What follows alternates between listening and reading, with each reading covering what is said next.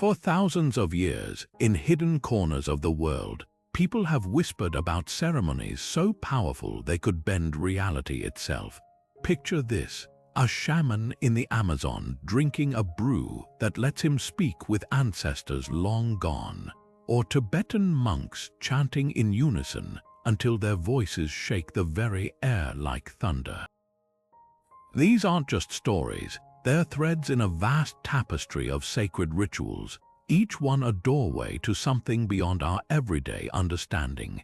Today, we're stepping through those doorways together to explore 30 of the most astonishing mystical legends ever practiced by human hands. What is it about these ancient rites that pulls at us so deeply? Maybe it's the way they defy logic, or how they connect us to something bigger, forces older than history itself.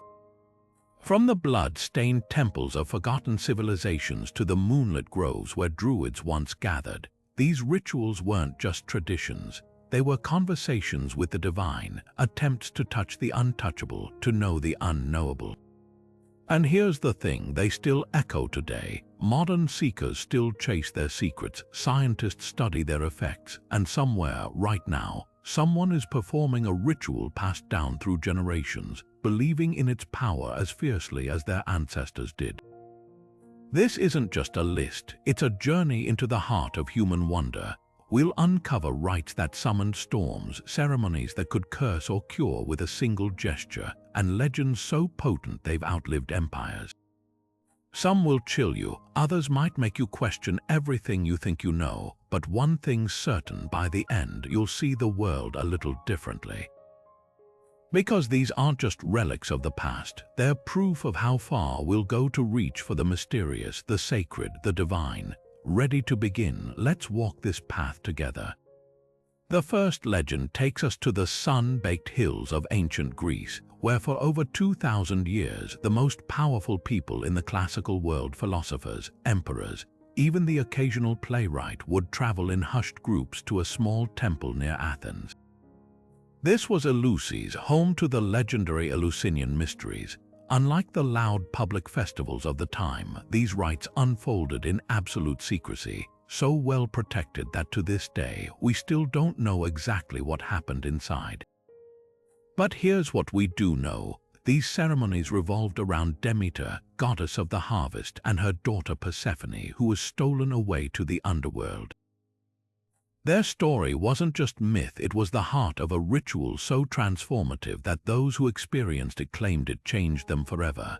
At the center of it all was kykeon, a mysterious drink made from barley and mint. Scholars still debate what was in it. Some say it contained ergot, a fungus with psychedelic properties, while others believe its power was purely symbolic.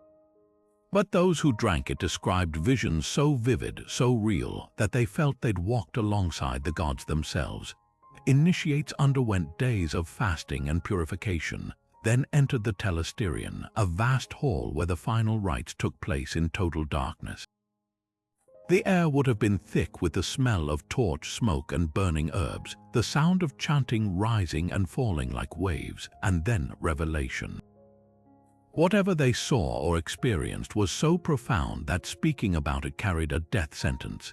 Even the great philosopher Socrates, when asked about his initiation, would only smile and say, "The gates of the underworld are open to those who know."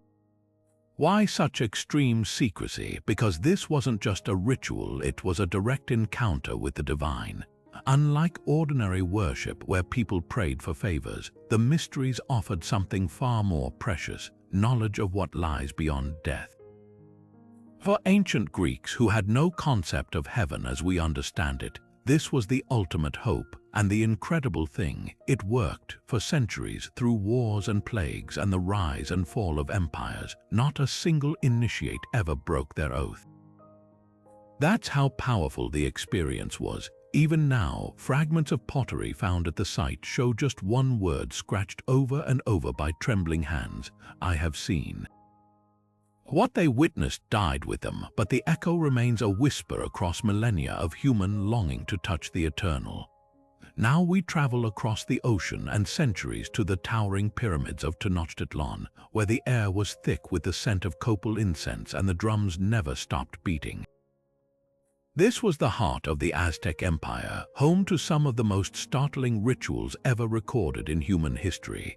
Imagine standing in the great temple complex as the sun rose, watching lines of prisoners climb the steep steps, knowing none would walk back down.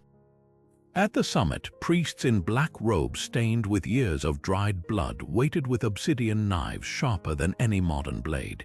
Their god, Huitzilopochtli, the hummingbird of the south, the sun god who demanded constant war to fuel his daily battle against darkness, required nourishment. Not grain or gold, but the one substance the Aztecs believed could sustain the universe itself: human blood. The act was horrifyingly precise. 4 priests would pin the victim to the sacrificial stone, another cutting the chest open in one swift motion to rip the still beating heart free. This wasn't mere brutality, it was cosmic accounting. The Aztecs lived in the 5th sun, a fragile world doomed to end like 4 previous eras unless fed with the sacred liquid of life. The hearts were held up to the sky, offered to the gods before being placed in the eagle vessel, while blood poured down the pyramid sides in rivers. But here's what most accounts miss: to the Aztecs, this wasn't taking life, it was returning it. Victims weren't just prisoners, they were treated as living embodiments of gods in their final days, pampered with rich foods and honored garments. When a merchant volunteered his slave for sacrifice, it was the highest spiritual transaction possible. The blood didn't just appease the gods, it literally kept the sun moving, the crops growing, the world from dissolving into void. Modern excavations reveal the staggering scale. The Tes Ampantli, the skull rack near the temple, held over 60,000 craniums by conservative estimates. Spanish conquistadors wrote of walls made entirely of bones cemented with blood. Yet for all its violence, this was a civilization deeply afraid, not of death but of cosmic collapse. Their rituals were a desperate bargain with forces far older than their empire, a belief written in scarlet across the stones of their world. High on the slopes of Mount Parnassus, where the air smells of laurel and stone, a woman sat above a crack in the earth and spoke for the gods. This was Delphi, home of the most famous oracle in history, where for over 1,000 years, kings and peasants alike climbed the sacred way to beg wisdom from a priestess called the Pythia. But this wasn't some staged performance. Those who witnessed her rituals described something far more unsettling. A normal woman transformed, her body convulsing, her voice dropping to a guttural rasp as Apollo himself seemed to pour through her like wine through a cracked cup. The ceremony began in darkness. After bathing in the Castalian spring to purify herself, the Pythia would descend into the temple's inner chamber, where a sweet, nauseating scent clung to the air. Modern geologists have found something startling: 2 fault lines crossed directly beneath the temple, leaking ethylene gas, a substance known to induce trances. She'd sit on a 3-legged stool over this fissure, chewing laurel leaves as the fumes rose around her. Within minutes, her pupils would dilate, her skin grow clammy. Then the visions came. What made Delphi extraordinary wasn't just the prophecies, it was how deliberately vague they were. When King Croesus of Lydia asked if he should attack Persia, the oracle replied, "If you cross the river Halys, a great empire will fall." He did, and it was his own. The messages were riddles wrapped in poetry, forcing seekers to confront their own assumptions. A general might hear, "You will go, you will return, never in war will you perish." Was the oracle promising safety, or warning that he'd go, you will return, never in war will you perish?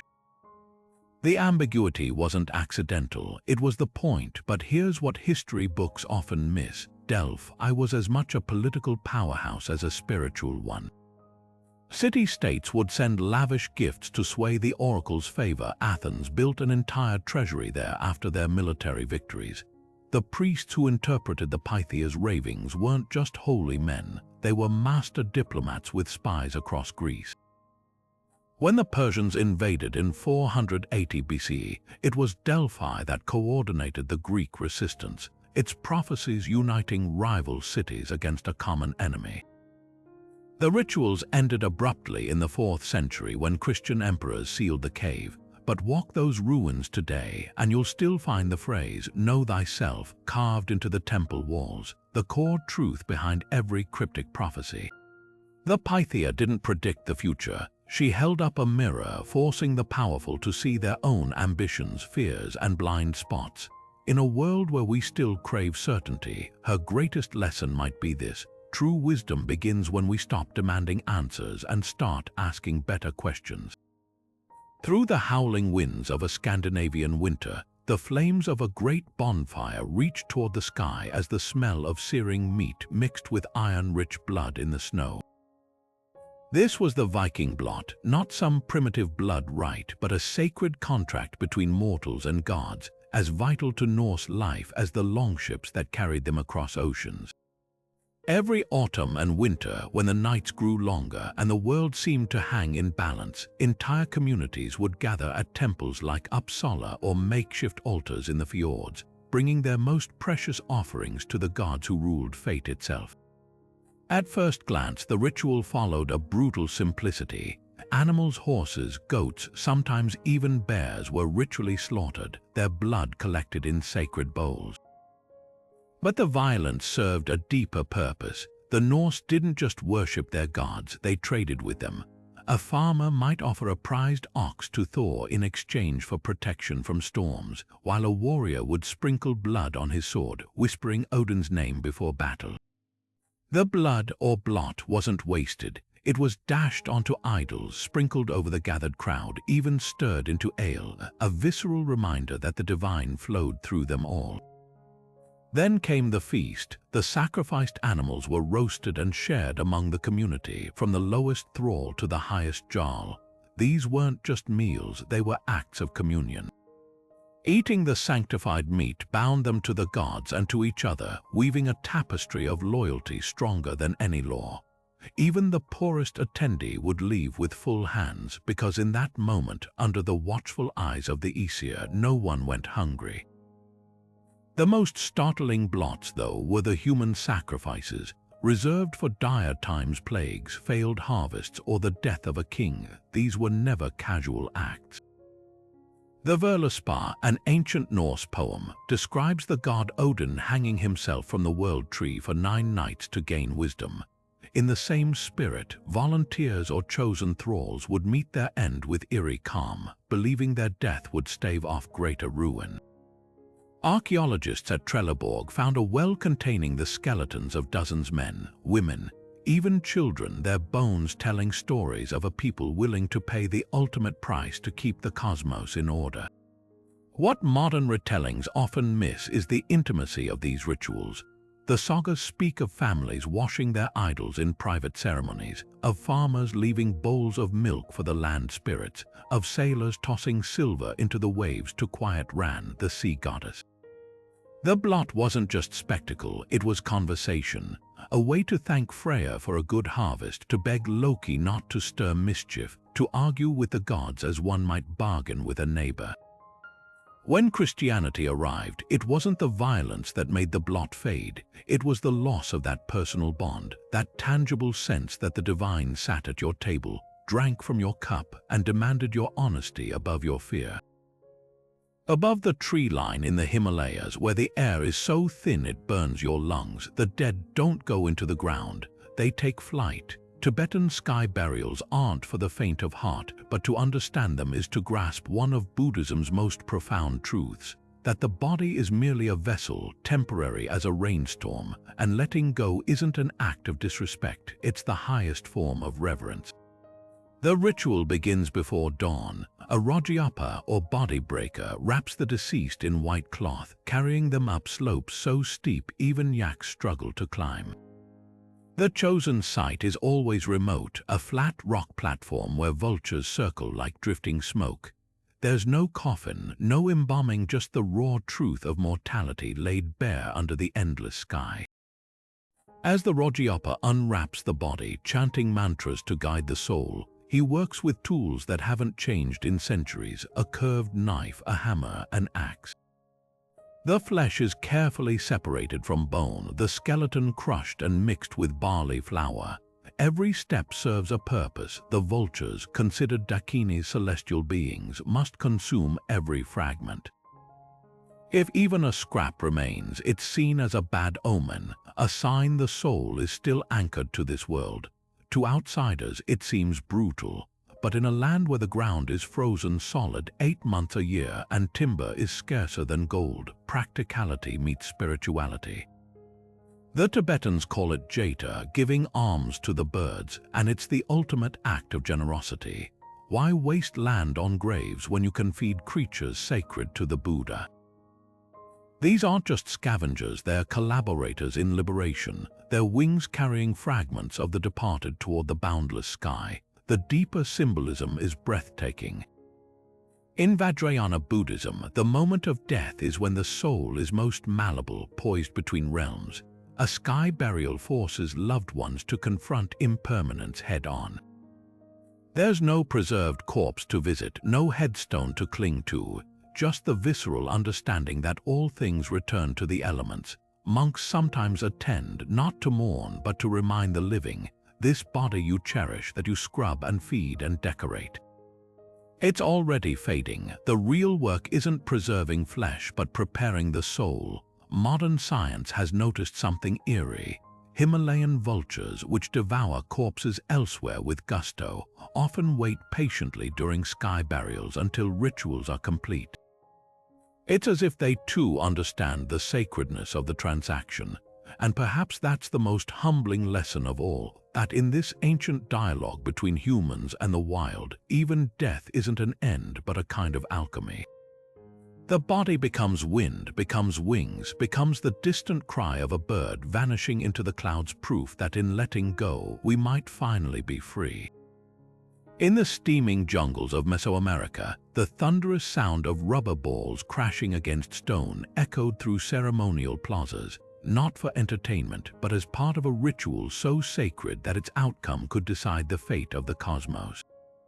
The Mayan ballgame, known as pits, was far more than a sport. It was a reenactment of the Popolva's central myth, where the hero twins battled the gods of the underworld in a game that determined the rise of the sun and the very survival of humanity. The rules were as brutal as the symbolism was profound. 2 teams of 7 players faced off on a long, narrow court flanked by sloped walls, using only their hips, elbows, and knees to keep a heavy rubber ball, sometimes weighing over 20 pounds, in motion. The stakes astronomical. Scoring was nearly impossible. The ball had to pass through a stone hoop mounted vertically on the wall, an act so rare that when it happened, it was seen as divine intervention. But here's the twist. While modern games reward the winners, in the Mayan world, victory and defeat carried equal weight. Some carvings suggest the winning team's captain was honored with decapitation, his soul ascending like the morning sun, while others depict the losers being sacrificed to appease the gods.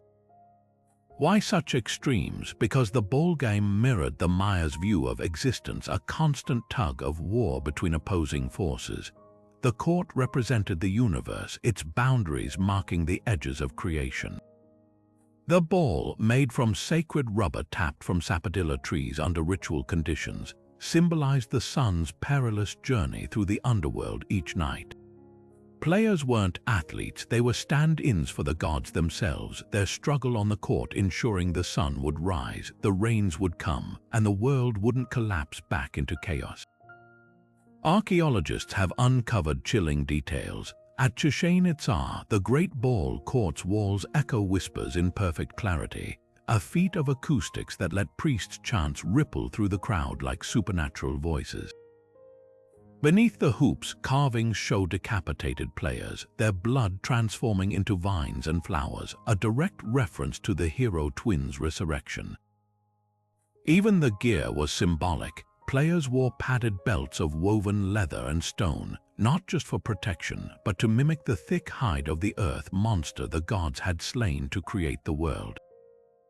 But perhaps the most haunting evidence comes from the cenote sinkholes the Maya considered portals to the underworld.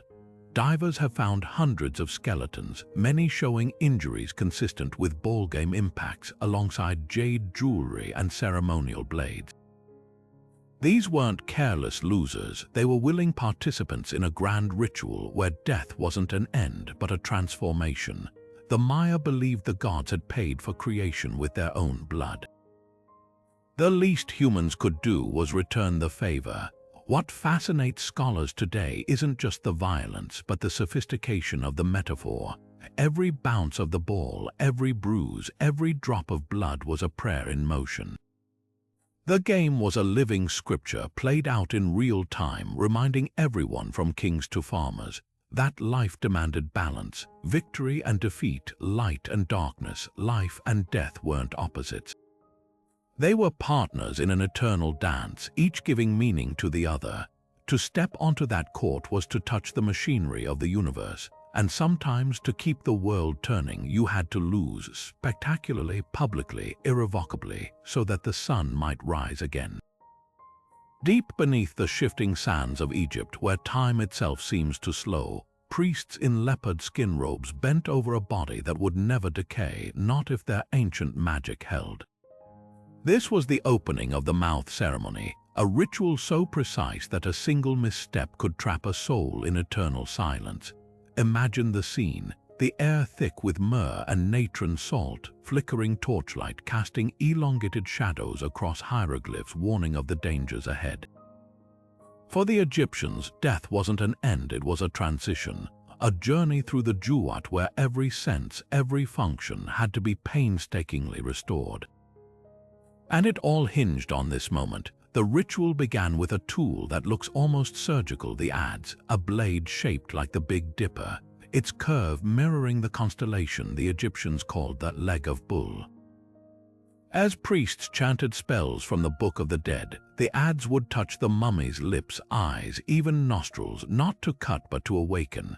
Each contact was a key turning in a lock. The mouth to speak before Osiris's tribunal, the eyes to see in the darkness of the underworld, the nose to breathe the winds of eternity. But here's what modern reconstructions often miss: the adze wasn't just a tool. It was the iron finger of the god Ptah, the divine sculptor who'd first shaped humanity from clay. Every stroke reenacted creation itself. Then came the offerings, not just food but sensory experiences. A priest might press a slice of roast ox to the mummy's lips while reciting, "You shall not hunger." Another would trickle cool milk across the brow, whispering, "You shall not thirst." Even music played its part. The rattling of sistrums drove away chaos, while the scent of lotus oil carried prayers to the gods. These weren't symbolic gestures. The Egyptians believed the Ka, the life force, needed literal sustenance. A tomb without these rituals was a house with sealed cupboards, its occupant starving in plain sight of plenty. The most startling discovery came when linguists deciphered the accompanying spells. Lines like, "My mouth is opened by Horus with that iron of his which split open the mouth of the gods" weren't poetry, they were technical instructions. Archaeologists testing replicas of the adze found its unique angle could actually part a mummy's sealed jaws without damaging the linen wrappings. This wasn't superstition, it was biomechanics fused with theology, 1,000 years of trial and error refined into sacred science. Yet the true genius of the ritual lay in its duality. While priests worked on the physical body, the deceased's family performed parallel rites at home. They'd feast at a false door painted on their walls, passing dishes through it so the Ka could eat the essence of the food. Even the poor painted banquet scenes in their tombs, trusting art to magically manifest what poverty couldn't provide. Because in the end, the opening of the mouth wasn't just about survival, it was about dignity. To face the gods mute, to wander the field of reeds with empty hands. That was the real death. And so they planned, they chanted, they anointed, ensuring that when the last grain of sand fell, their loved ones wouldn't just endure the afterlife, they'd thrive in it. In the emerald depths of ancient Gaul and Britain, where twisted oaks stood like silent sentinels, the Druids performed rites that blurred the line between botany and divinity. Among their most sacred ceremonies was the harvesting of mistletoe, a ritual so precise it's echoed in modern Christmas traditions, though its original purpose was far more potent. Picture a frost-cloaked forest at dawn, the breath of white-robed priests hanging in the air as they gathered beneath an oak tree shimmering with that rare parasitic plant. Why oak? Because to the Celts, no tree held more power. Its roots plunged into the underworld, its trunk anchored our realm, and its branches reached the heavens. Mistletoe, growing between earth and sky without touching either, was the ultimate bridge between worlds. The ceremony began only when the moon was 6 nights old. A senior druid would climb the oak barefoot, carrying a sickle forged from gold, not for pomp, but because iron was considered unholy for this act. As he cut the mistletoe, 2 other priests held out a white cloth beneath, ensuring not a single sprig touched the ground and lost its potency. The moment the plant was severed, the assembled crowd would shout in unison, their voices shaking the frost from the leaves. What happened next seems ripped from fantasy. The mistletoe was soaked in water drawn from a sacred spring, transforming it into what the Celts called the universal healer. A single drop could cure infertility, shield warriors from blades, or, if legends are true, even revive the dead. But here's where archaeology chimes in. Excavations at Anglesey, the Druids' last stronghold, revealed pits filled with mistletoe pollen alongside human remains showing signs of advanced medical treatment, set bones, herbal poultices, even dental work. Modern studies confirm mistletoe contains compounds that stimulate immunity and slow tumor growth, hinting that the magic was partly sophisticated herbalism. Yet the Celts insisted its true power lay in ritual. Sprigs were hung over cradles to ward off fairies, placed in barns to ensure fertile livestock, or given to enemies as cursed tokens. During the solstice, couples would kiss beneath it not for romance, but to exchange fragments of their soul's protection. The darkest accounts come from Roman historians, who wrote of Druids using mistletoe-laced brews in sacrificial rites. One chilling description tells of a bull drowned in a vat of the infusion, its thrashing limbs foretelling the coming year's fortune. Recent finds in Welsh bogs sword-scarred skeletons with mistletoe berries clutched in their hands suggest some warriors took it before battle, believing death would be undone if their bodies were bathed in its essence. What makes these rites endure isn't just their mystery, but their paradox. The plant we now associate with stolen kisses was once a key to life and death, wielded by priests who left no written record. Every December, when we hang mistletoe in doorways, we unknowingly echo a 2,000-year-old plea for protection, for connection, for a thread between what we see and what we dare to believe lies beyond. On the banks of the Ganges, where funeral pyres burn day and night and the scent of ash hangs thick in the air, a figure smeared in grey human ash crouches over a half-charred skull, scooping brain matter into his mouth with bare fingers. This isn't a scene from a horror film. It's the daily reality of the Aghori, Hinduism's most feared and misunderstood ascetics. While most sadhus seek enlightenment through meditation and prayer, the Aghori take a radically different path. They stare into the abyss until the abyss stares back, believing that the ultimate truth lies not in avoiding death but in consuming it. Their rituals would make even seasoned anthropologists pause. Aghori live in cremation grounds, fashioning begging bowls from human skulls, wearing necklaces of finger bones, and smearing their bodies with the very ashes most people flee from. But here's what outsiders often miss. This isn't senseless shock value. Every taboo they break, eating rotting flesh, drinking from skulls, meditating atop corpses, is a meticulously calculated act of spiritual alchemy. In Hindu philosophy, the concepts of pure and impure are human inventions, illusions that bind the soul to worldly fears. By embracing what society deems most repulsive, the Aghori seek to shatter these illusions, transcending duality to see the universe as it truly is. a single, indivisible whole where death is just another face of the divine. Take their most infamous practice, cannibalism. When an Aghori consumes a piece of human flesh, usually scavenged from funeral pyres, they're not acting out of hunger, but out of a centuries-old theological argument. Ancient texts like the Kapalika Sutras teach that the human body, being made of the same 5 elements as everything else, holds no inherent sacredness or disgust.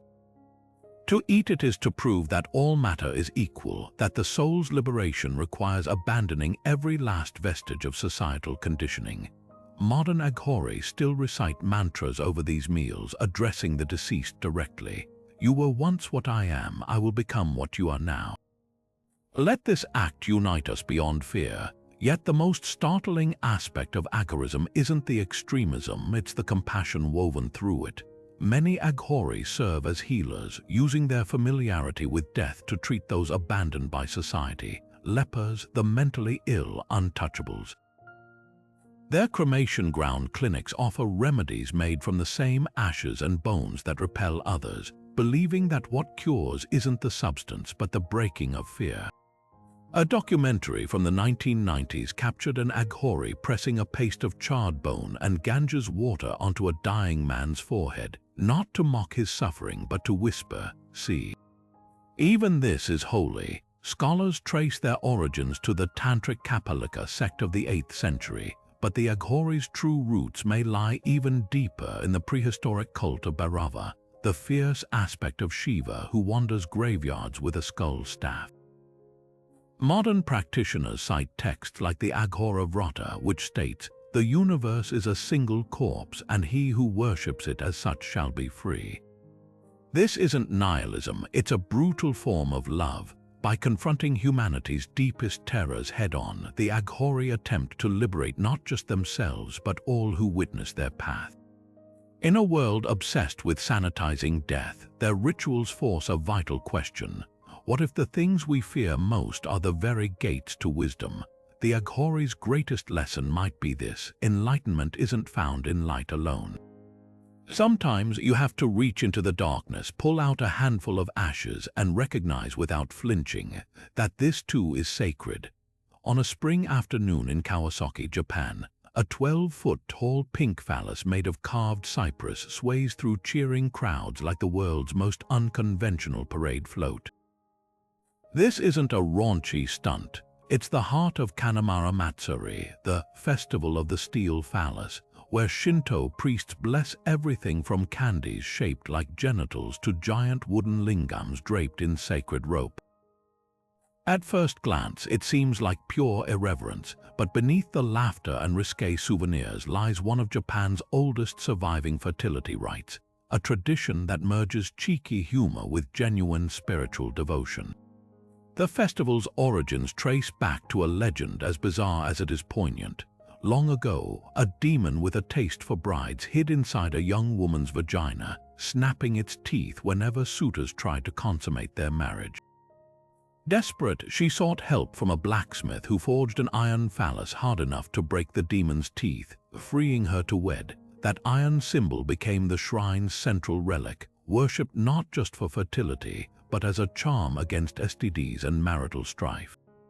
Today, the story takes physical form in the parade's centerpiece, the Oshiki, a 3-ton portable shrine shaped like, you guessed it, a gleaming steel penis carried by rowdy teams in happy coats. What's remarkable isn't just the festival's unapologetic imagery, but how seamlessly it blends sacred and secular. Priests chant blessings over kamaboko fish cakes, sliced to resemble vulvas, while couples press their foreheads to phallic rocks believed to cure infertility. The atmosphere feels more like a block party than a religious event. Vendors sell penis-shaped lollipops, revelers wear anatomically correct hats, and even children giggle at the giant decorations. Yet for all the raucous fun, there's reverence here too. The shrine's Ima plaques, normally used for prayers, are cut in the shape of penises, covered in handwritten wishes for healthy babies or recovery from illness.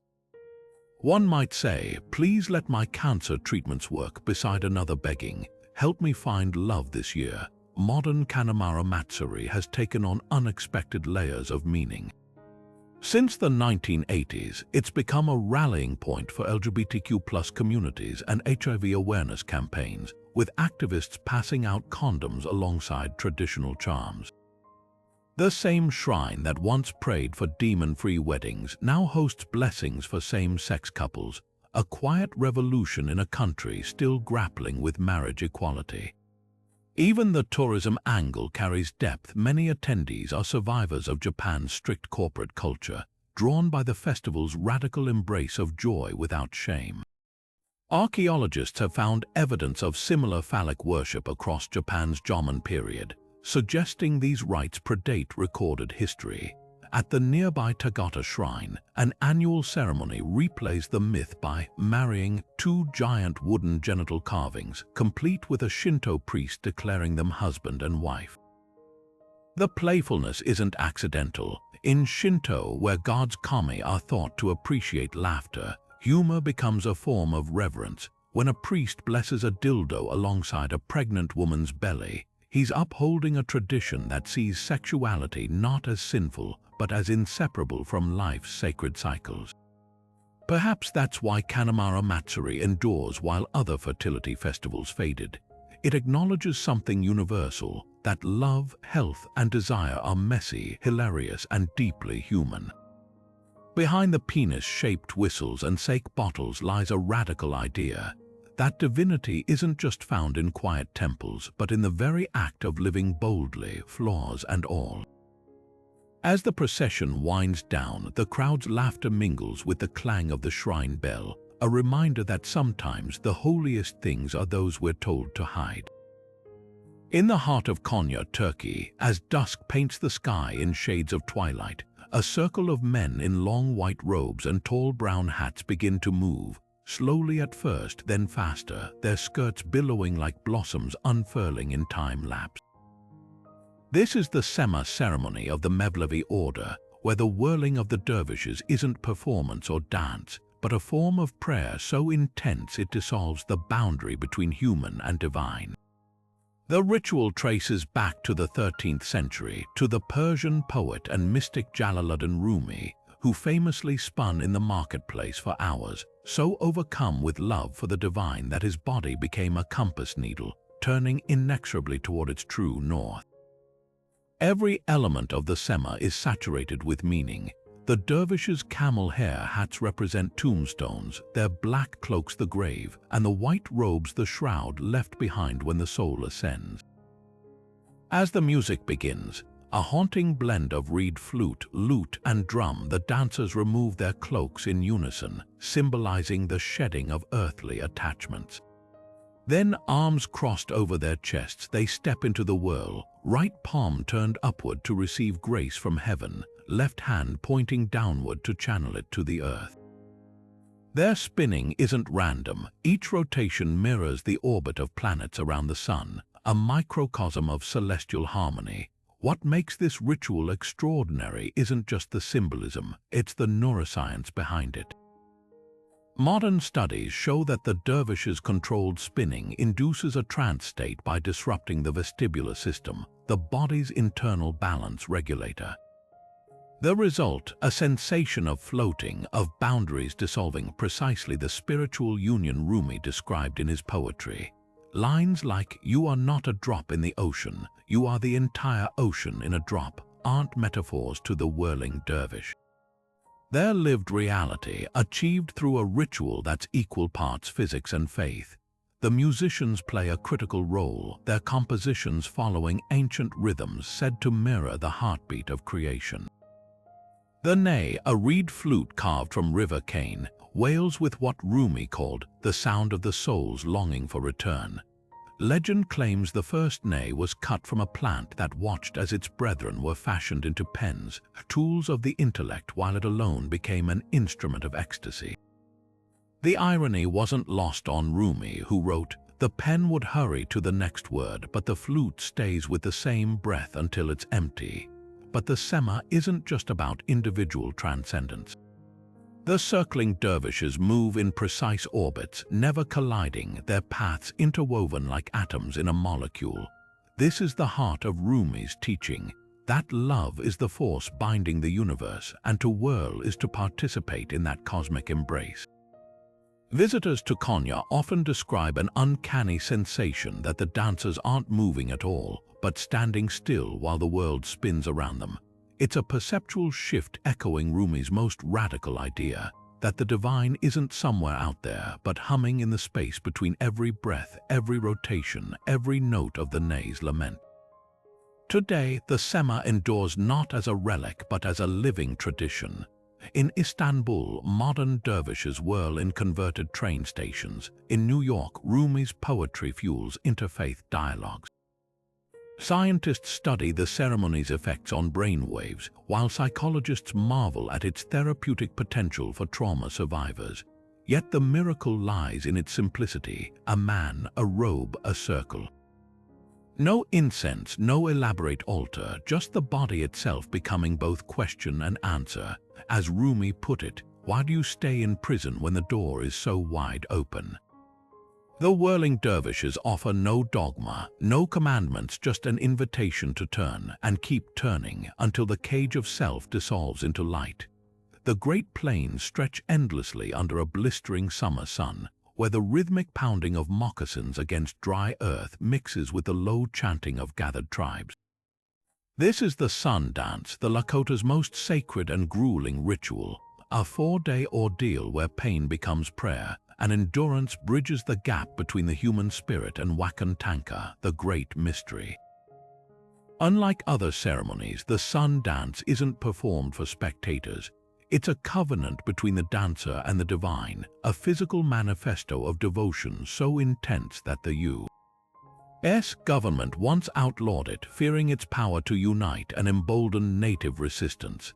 At the heart of the ritual stands the sacred tree, a cottonwood carefully chosen for its resilience, its trunk becoming the axis around which the entire ceremony revolves. Warriors who have made solemn vows, perhaps to heal a sick relative, guide their people through hardship, or seek vision for the coming year, gather around it, their bodies painted with ochre and ash. The tree isn't just a prop, it's alive with symbolism. Its roots dig into Mother Earth, its branches reach toward Father Sky, and its trunk becomes the pathway through which prayers travel between realms.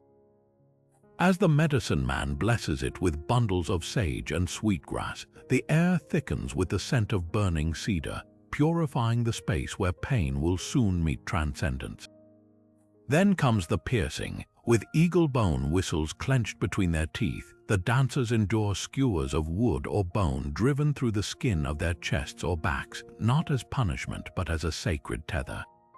Leather thongs bind these piercings to the sacred tree, and as the drumming intensifies, the dancers throw their weight backward, straining against the cords until the flesh gives way. Anthropologists once dismissed this as mere spectacle, but Lakota elders explain it differently. The ripping of skin mirrors the breaking of ego, the moment when the illusion of separation from the divine shatters.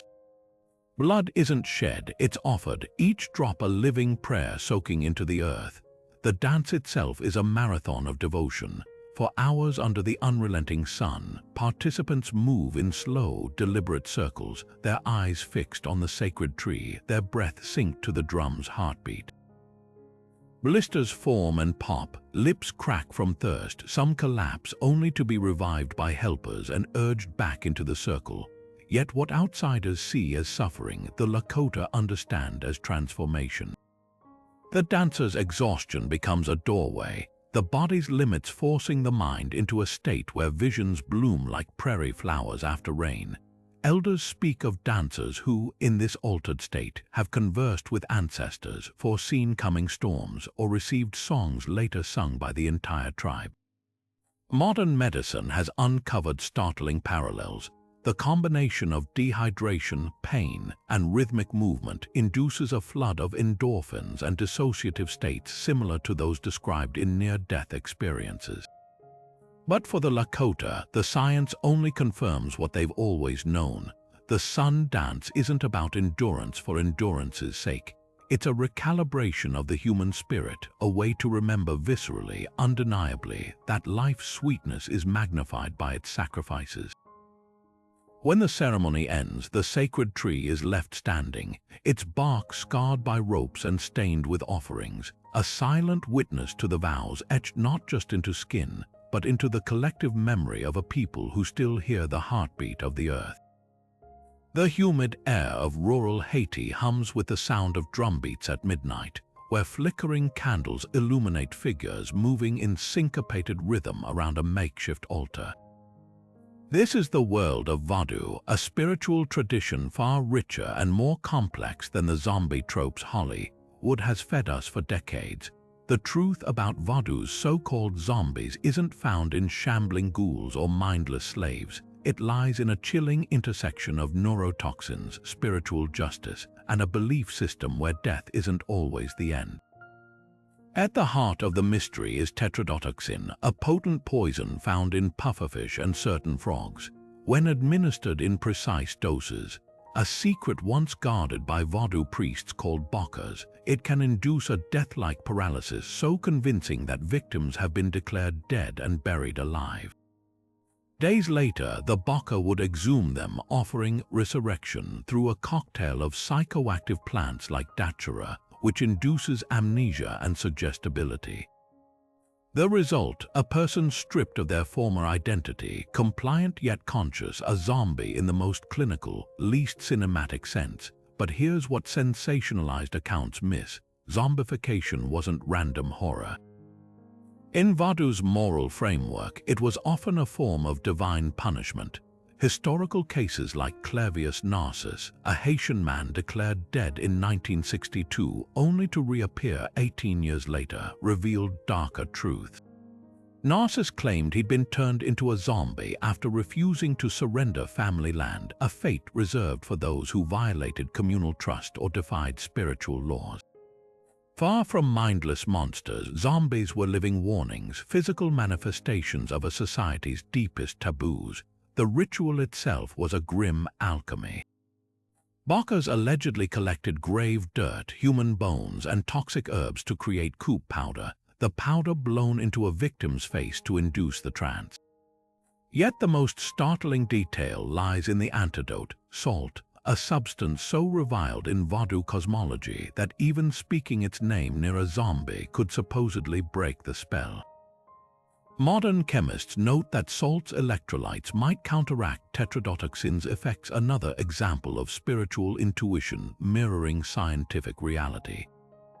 Vodou's zombies weren't just cautionary tales. They served a role in the religion's intricate hierarchy, where power flowed both from the benevolent LWA spirits and the feared Jid, deities of death and rebirth. To become a zombie was to exist in limbo, neither fully alive nor truly dead, a walking lesson in consequence. Even today, rural Haitians whisper about zombie astral, souls trapped in phantom bodies, bound to the boka's will until someone scatters salt or speaks their true name.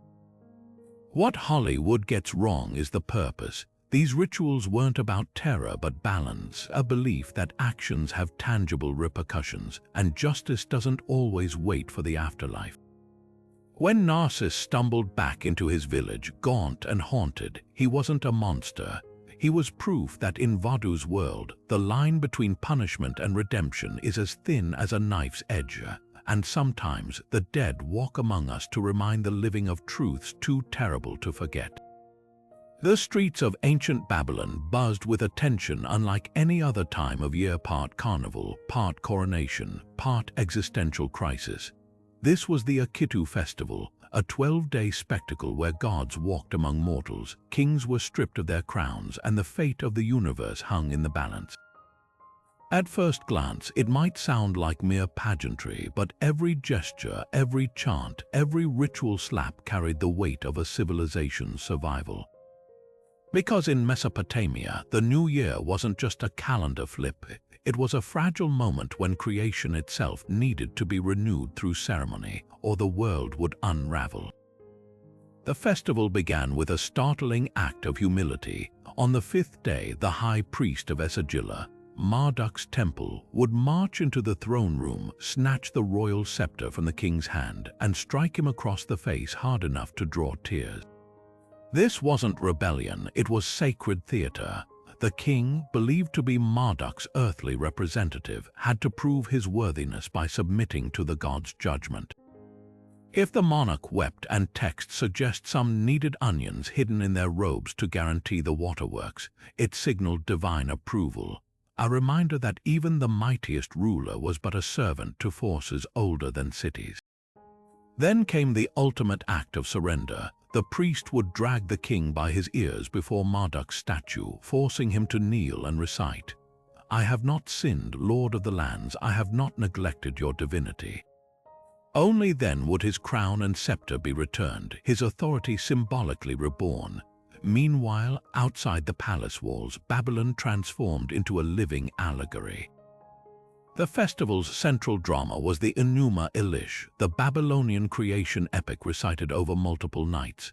Priests in tiered crowns reenacted Marduk's battle against Tiamat, the primordial sea dragon, using elaborate puppets and smoke effects to simulate the chaos of cosmic war. The stakes couldn't have been higher. If the rituals faltered, if a single line was mispronounced or a prop misplaced, Mesopotamians believed the universe might revert to the watery void that predated creation. Even the gods seemed to hold their breath. Tablets describe statues of lesser deities being carried by boat from neighboring cities to attend the festival, their arrival heralded with trumpet blasts. They weren't just honored guests, they were witnesses to the renewal of Marduk's covenant with existence itself. The climax came on the 11th day, when the king grasped the hands of Marduk's golden idol in a ritual called the Grip of Destiny. This wasn't mere symbolism. Babylon's astronomers had spent months tracking Venus and Jupiter, aligning the ceremony with precise celestial configurations. As the crowd roared, the king and god were believed to merge in that instant, a human becoming the axis of creation, channeling divine will to stabilize the seasons, the floods, the very fabric of time.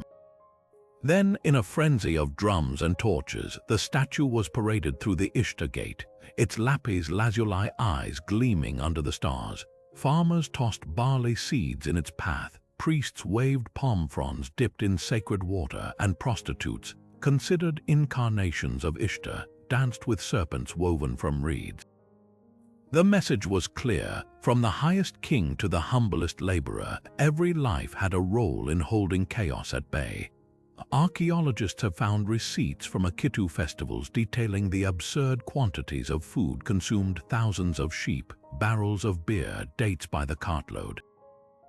But these weren't just parties. Cuneiform tablets reveal meticulous schedules where every hour held meaning. The stirring of sacred honey on day 3, the weaving of a linen curtain on day 7, the silent vigil of the 9th night when even children weren't allowed to speak. The festival's genius lay in its layers. It was political theater reinforcing the king's legitimacy, a spiritual recharge for the populace, and a scientific reset aligning human time with the heavens. What's haunting is how abruptly it ended. When Persians sacked Babylon in 539 BC, they deliberately disrupted the Akitu, believing that by breaking its rituals they could unravel Babylon's divine protection. They weren't wrong. Within generations, the world's greatest city became a ghost of itself, its gods silent, its kings forgotten. Yet echoes remain. Modern Nowruz celebrations in Iran and the Jewish month of Nisan still bear traces of Akitu's rhythms, proof that some rituals, like the universe they once sustained, refuse to fully disappear. They merely change form, whispering across millennia that renewal isn't automatic. It must be won year after year through tears and grip and the unwavering belief that ceremony can keep the dragons at bay.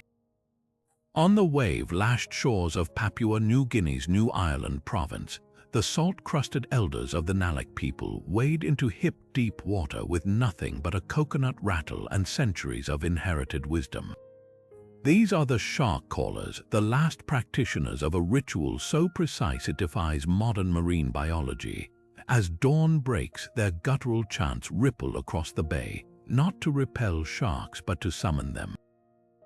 To the untrained eye, it looks like madness. To the Nalak, it's a sacred contract between species, one where predator and priest meet as equals under the watchful gaze of the ocean gods. The ritual begins with the Iuzerge Ote Over Elya en Iyabe Ube en a sacred rattle crafted from dried coconut shells strung with sea snail shells, filled with pebbles from a beach where the tribe's ancestors first made contact with the sharks. The caller shakes it in a rhythm said to mimic the heartbeat of a drowning man, a sound the Nalek believe sharks associate with easy prey. But here's where science raises its eyebrows. Researchers from the University of Papua New Guinea recorded these chants and played them underwater. The low-frequency vibrations matched the distress calls of injured fish, a sonic lure refined over generations, yet the Nalek insist their rituals aren't about deception. The oldest callers speak of recognizing individual sharks by the scars on their dorsal fins, addressing them by names passed down through oral histories. Before entering the water, the caller smears his body with a paste of wild ginger and mangrove sap, a scent sharks allegedly associate with spiritual neutrality. Offerings are laid on a submerged altar of coral, usually pork, wrapped in banana leaves, though historically, the most powerful summons required a drop of the caller's own blood. As the shark approaches, the dynamic shifts from summoning to negotiation. Skilled callers claim to communicate through body language, holding eye contact while slowly circling, a dance of mutual assessment. The moment of truth comes when the shark either veers away or allows the caller to grasp its dorsal fin, a gesture of temporary truce. What happens next challenges everything we assume about human-shark relations. Instead of hunting the shark, the caller might feed it by hand, whispering requests through clenched teeth, perhaps to spare fishermen from attacks that season, or to guide lost sailors home. 19th century missionary journals describe callers leading sharks away from shipwreck survivors, the animals docile as lambs in their presence. Modern marine biologists remain skeptical, but even they can't explain why tagged bull sharks in the region consistently approach these shores during calling ceremonies, only to leave peacefully afterward. The darkest aspect of the tradition lies in its taboos. Callers must abstain from intimate contact for weeks before rituals, avoid eating certain fruits, and never speak of the sharks disrespectfully. Break these rules, elders warn, and the sharks will come not as allies but as executioners. Oral histories tell of a caller who mocked the ritual in the 1920s. His half-consumed body washed ashore the next tide, bite marks matching the signature notch of a tiger shark the tribe had named Old Stripe. Today, climate change and overfishing have made the sharks wary, their visits increasingly rare. The youngest generation sees more profit in selling shark fins than in preserving a dying art. Yet a handful of elders still keep the old ways, their chants a fading bridge between two worlds. When a caller and shark finally meet in that shimmering halfway space between sea and air, it's not dominance or fear that passes between them, it's recognition. A reminder that long before humans claimed supremacy over nature, we spoke its languages fluently, and sometimes, if the rituals hold, the wild still answers back. At altitudes where the air thins to a breathless whisper, where even condors struggle to soar, the frozen bodies of children sit perfectly preserved, lips slightly parted, cheeks still flushed as if sleeping. These are the Capacocha, the Inca's most sacred sacrifices, chosen not for punishment but for their divine perfection. Left on Andean summits like Lulaloco and Ampoto, these children weren't victims in the traditional sense. They were living bridges between earth and sky, offered to Intai, the sun god, in rituals so precise they blurred the line between murder and apotheosis. The selection process was meticulous. Scouts would travel the empire searching for children without a single physical flaw, no scars, no crooked teeth, not even a blemish on their skin. Beauty was just the beginning. These children, usually between 4 and 12 years old, had to exhibit Same, a radiant energy the Inca associated with spiritual purity. Some were born into nobility, others were taken from far-flung provinces as part of a tax system paid not in gold but in human potential. For months before the ceremony, they were fed a diet of elite foods, maize, chicha beer, even coca leaves, transforming their bodies into vessels worthy of the gods. Modern toxicology tests on the famous Luleloko maiden revealed her system was saturated with alcohol and coca at death, likely to ease her transition into the afterlife. The journey to the sacrifice site was itself a sacred pilgrimage. Dressed in fine tunics woven with gold threads, the children were paraded through villages like living idols, their footsteps believed to bless the land. As they climbed higher, the air grew colder, the rituals more intense. At the summit, priests would arrange offerings around them. Miniature figurines of llamas, gold statues, spondylus shells from distant oceans, each object a conduit for cosmic forces. Then came the final act. Some children were given a sedative drink before being placed in underground chambers. Others show signs of blunt force trauma, perhaps a merciful strike to spare them from slow hypothermia. But the most haunting detail, their expressions. Unlike mummies from other cultures, these faces are serene, even peaceful, as if death came not as an end but as a doorway. What shakes modern observers isn't just the youth of the victims, but the intimacy of their preservation. The dry, freezing air of the Andes stopped time for them. The lightning girl of Ampoto still clutches tiny feathers in her fist, talismans for her journey. Another boy's hair is braided with cords dyed crimson, each knot a prayer frozen mid-unravel. Scientists examining their stomach contents found traces of foods from every corner of the empire, proof that their final months were spent consuming the essence of the Inca world, literally carrying its bounty to the gods. The theological genius of the Capacocha lay in its reciprocity. These weren't one-sided sacrifices. The Inca believed the children didn't die, they transformed into Apus, mountain spirits who would intercede for their people. Offerings weren't just gifts, they were seeds planted in the divine realm, meant to germinate as rain, fertility, or military victory. When drought struck or enemies approached, priests would remind the people, "Your prayers are carried by the perfect ones on the peaks." Even today, Andean farmers whisper prayers to these summits, though the names of the children have long faded from memory. Perhaps the most poignant twist emerged in the 1990s when climbers first stumbled upon these mummies. Unlike Egyptian pharaohs robbed of their gold and dignity by grave robbers, the Capacocha children were found undisturbed, their offerings intact. The peaks had kept their promise, guarding the sacred pact between human and divine for 500 years.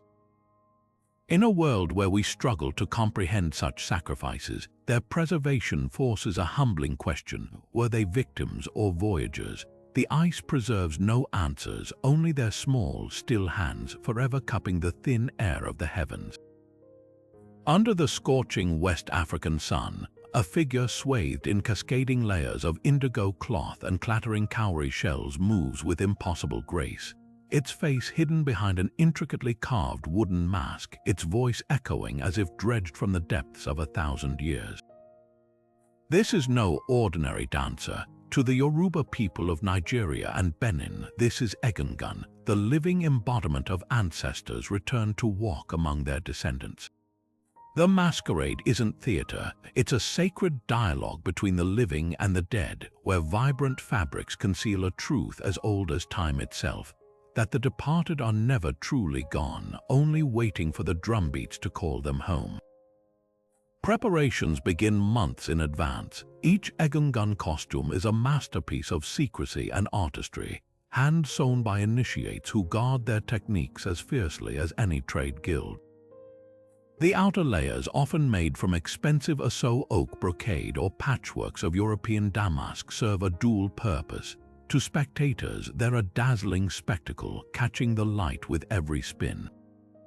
But for the wearer, they're armor, because here's what outsiders rarely see. The moment before the dancer dons the mask, they're wrapped in 20 or more additional layers of plain cloth, creating a suffocating cocoon that blurs their human form. The final touch, a mesh veil beneath the mask, ensuring no sliver of flesh remains visible. When the transformation is complete, what emerges isn't a person playing a role, it's an ancestor made flesh, their voice distorted by hidden gourds that deepen and roughen every utterance. The festival itself is a riot of color and sound, but every gesture holds meaning. As the Egungun swirls through crowded streets, attendants clear its path with long switches, warning the crowd not to touch the sacred figure. There's a reason for this caution. Yoruba tradition holds that accidental contact with the dancer's body can cause instant death or madness, not as punishment, but because the sheer power of the ancestral realm can't be safely channeled through mortal hands. Even photography is often forbidden, not out of superstition, but from the belief that trapping an ancestor's image disrupts their return journey to the spirit world. What makes the Egungun ceremonies truly remarkable is their dual nature. Some masquerades arrive with thunderous proclamations, channeling warrior ancestors who brandish whips and shout prophecies. Others move with eerie silence, offering blessings by merely extending a cloth-covered hand over a child's head. The most feared are the Judgment Egungun, who serve as divine arbiters during disputes. Villagers might present a case about stolen land or broken vows, and the masked figure, after consulting unseen forces, will deliver a verdict backed by centuries of ancestral authority. Anthropologists have documented cases where these spiritual rulings resolved conflicts that had festered for generations, proving that the ancestors' wisdom still holds weight in modern life.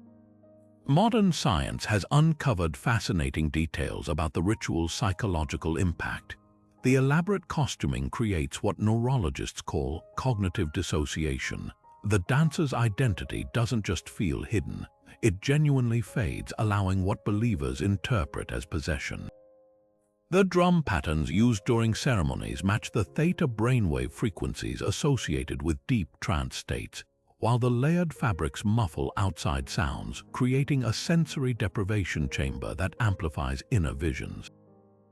Yet to reduce Egungun to mere neuroscience misses the point.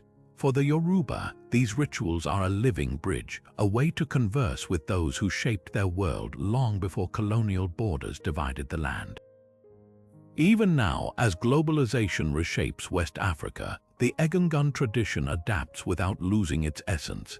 In Lagos, you might see a masquerader's costume stitched from repurposed NBA jerseys, their mask adorned with smartphone parts, proof that ancestors aren't stuck in the past.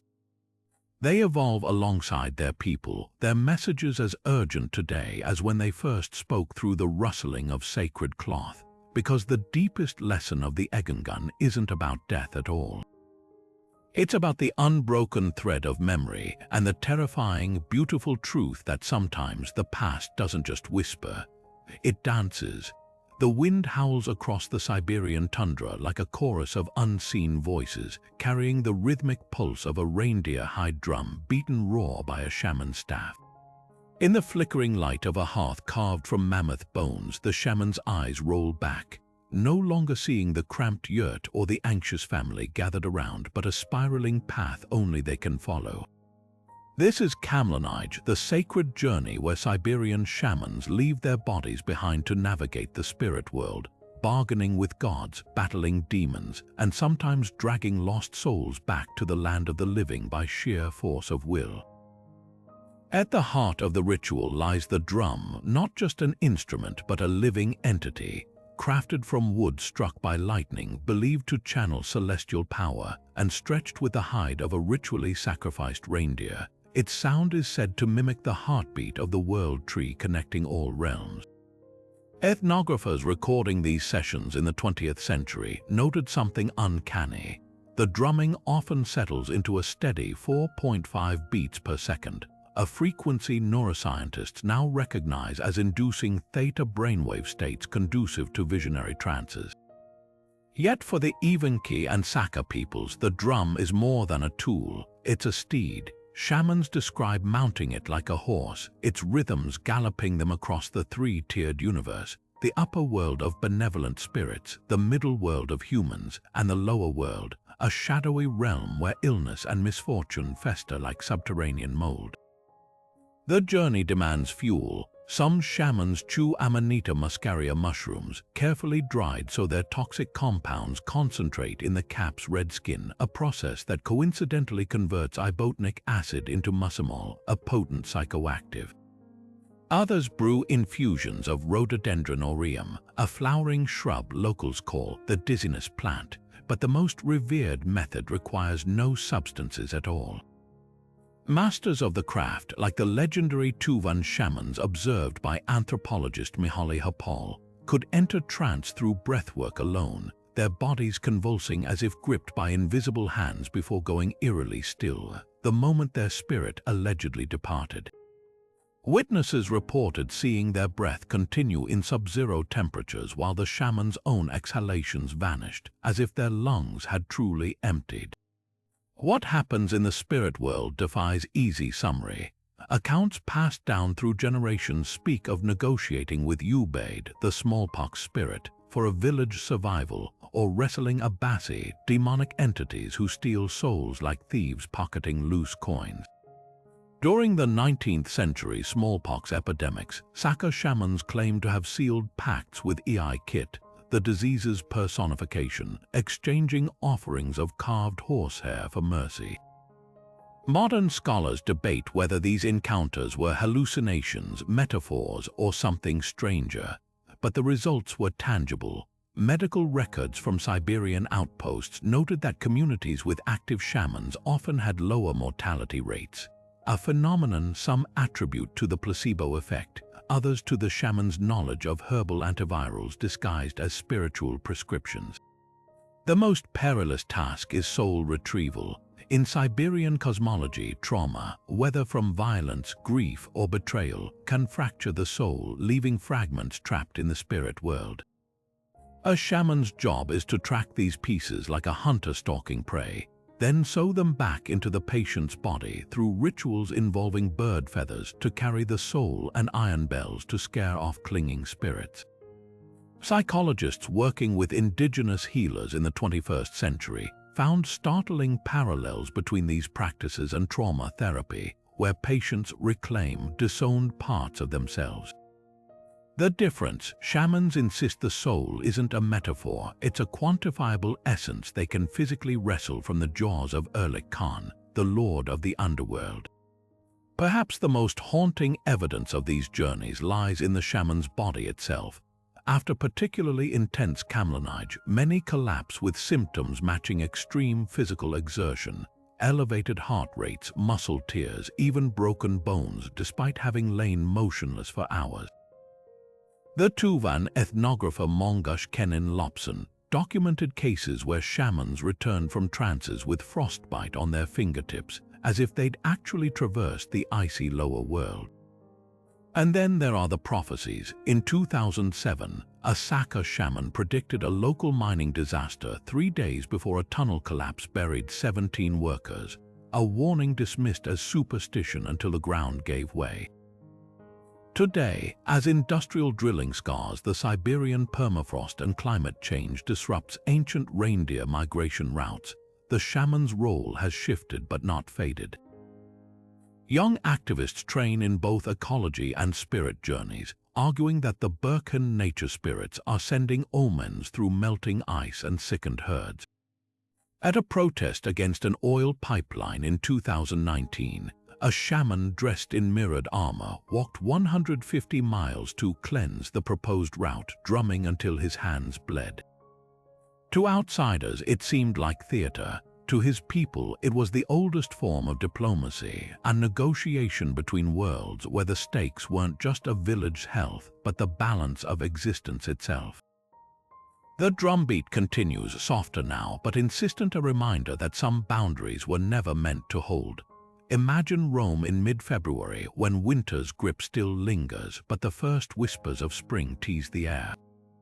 In the shadow of the Palatine Hill, where Romulus and Remus were said to have been suckled by a she-wolf, the city prepares for Lupercalia, a festival so raw, so primal, it would make even the most decadent emperors raise an eyebrow.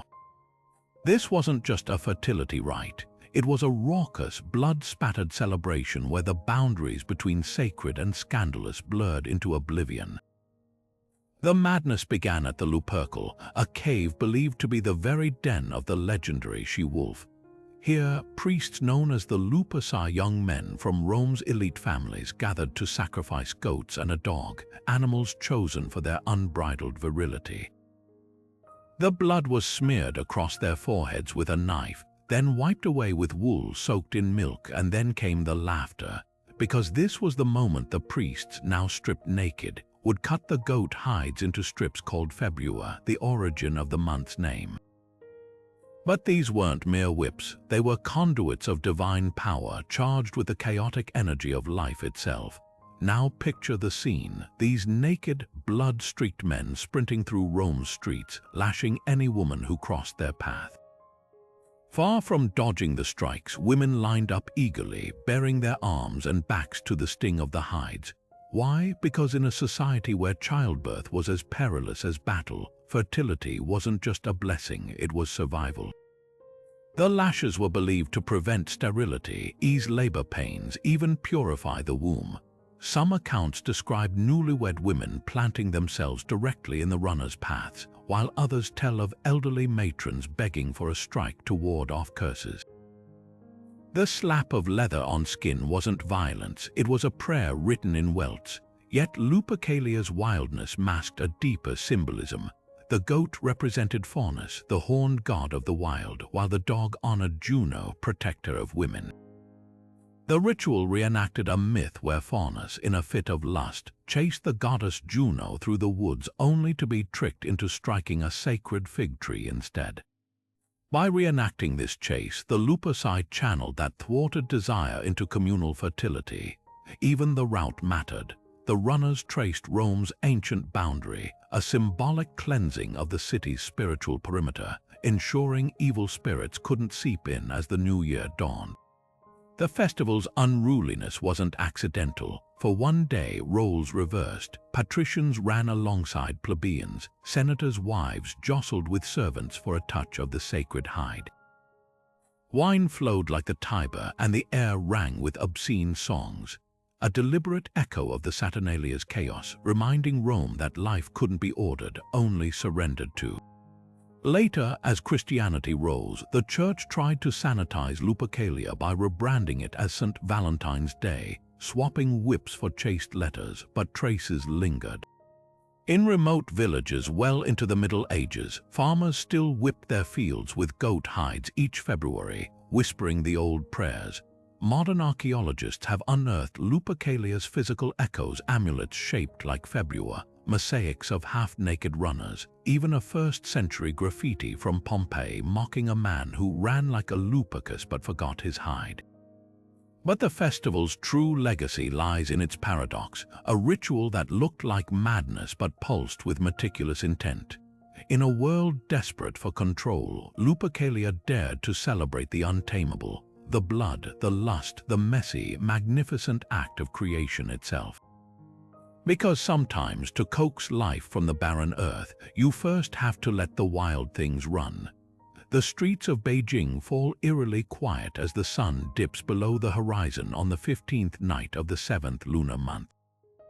This is no ordinary evening, it's the peak of the Hungry Ghost Festival, when the veil between the living and the dead grows treacherously thin.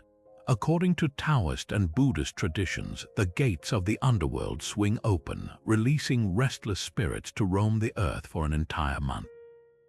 These aren't just any spirits, they're Gui, the hungry ghosts, souls who died violently without descendants, or in such anguish that they cling to this world with insatiable cravings.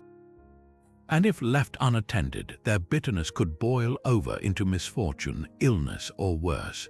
The rituals begin at home with offerings so meticulous they border on culinary art.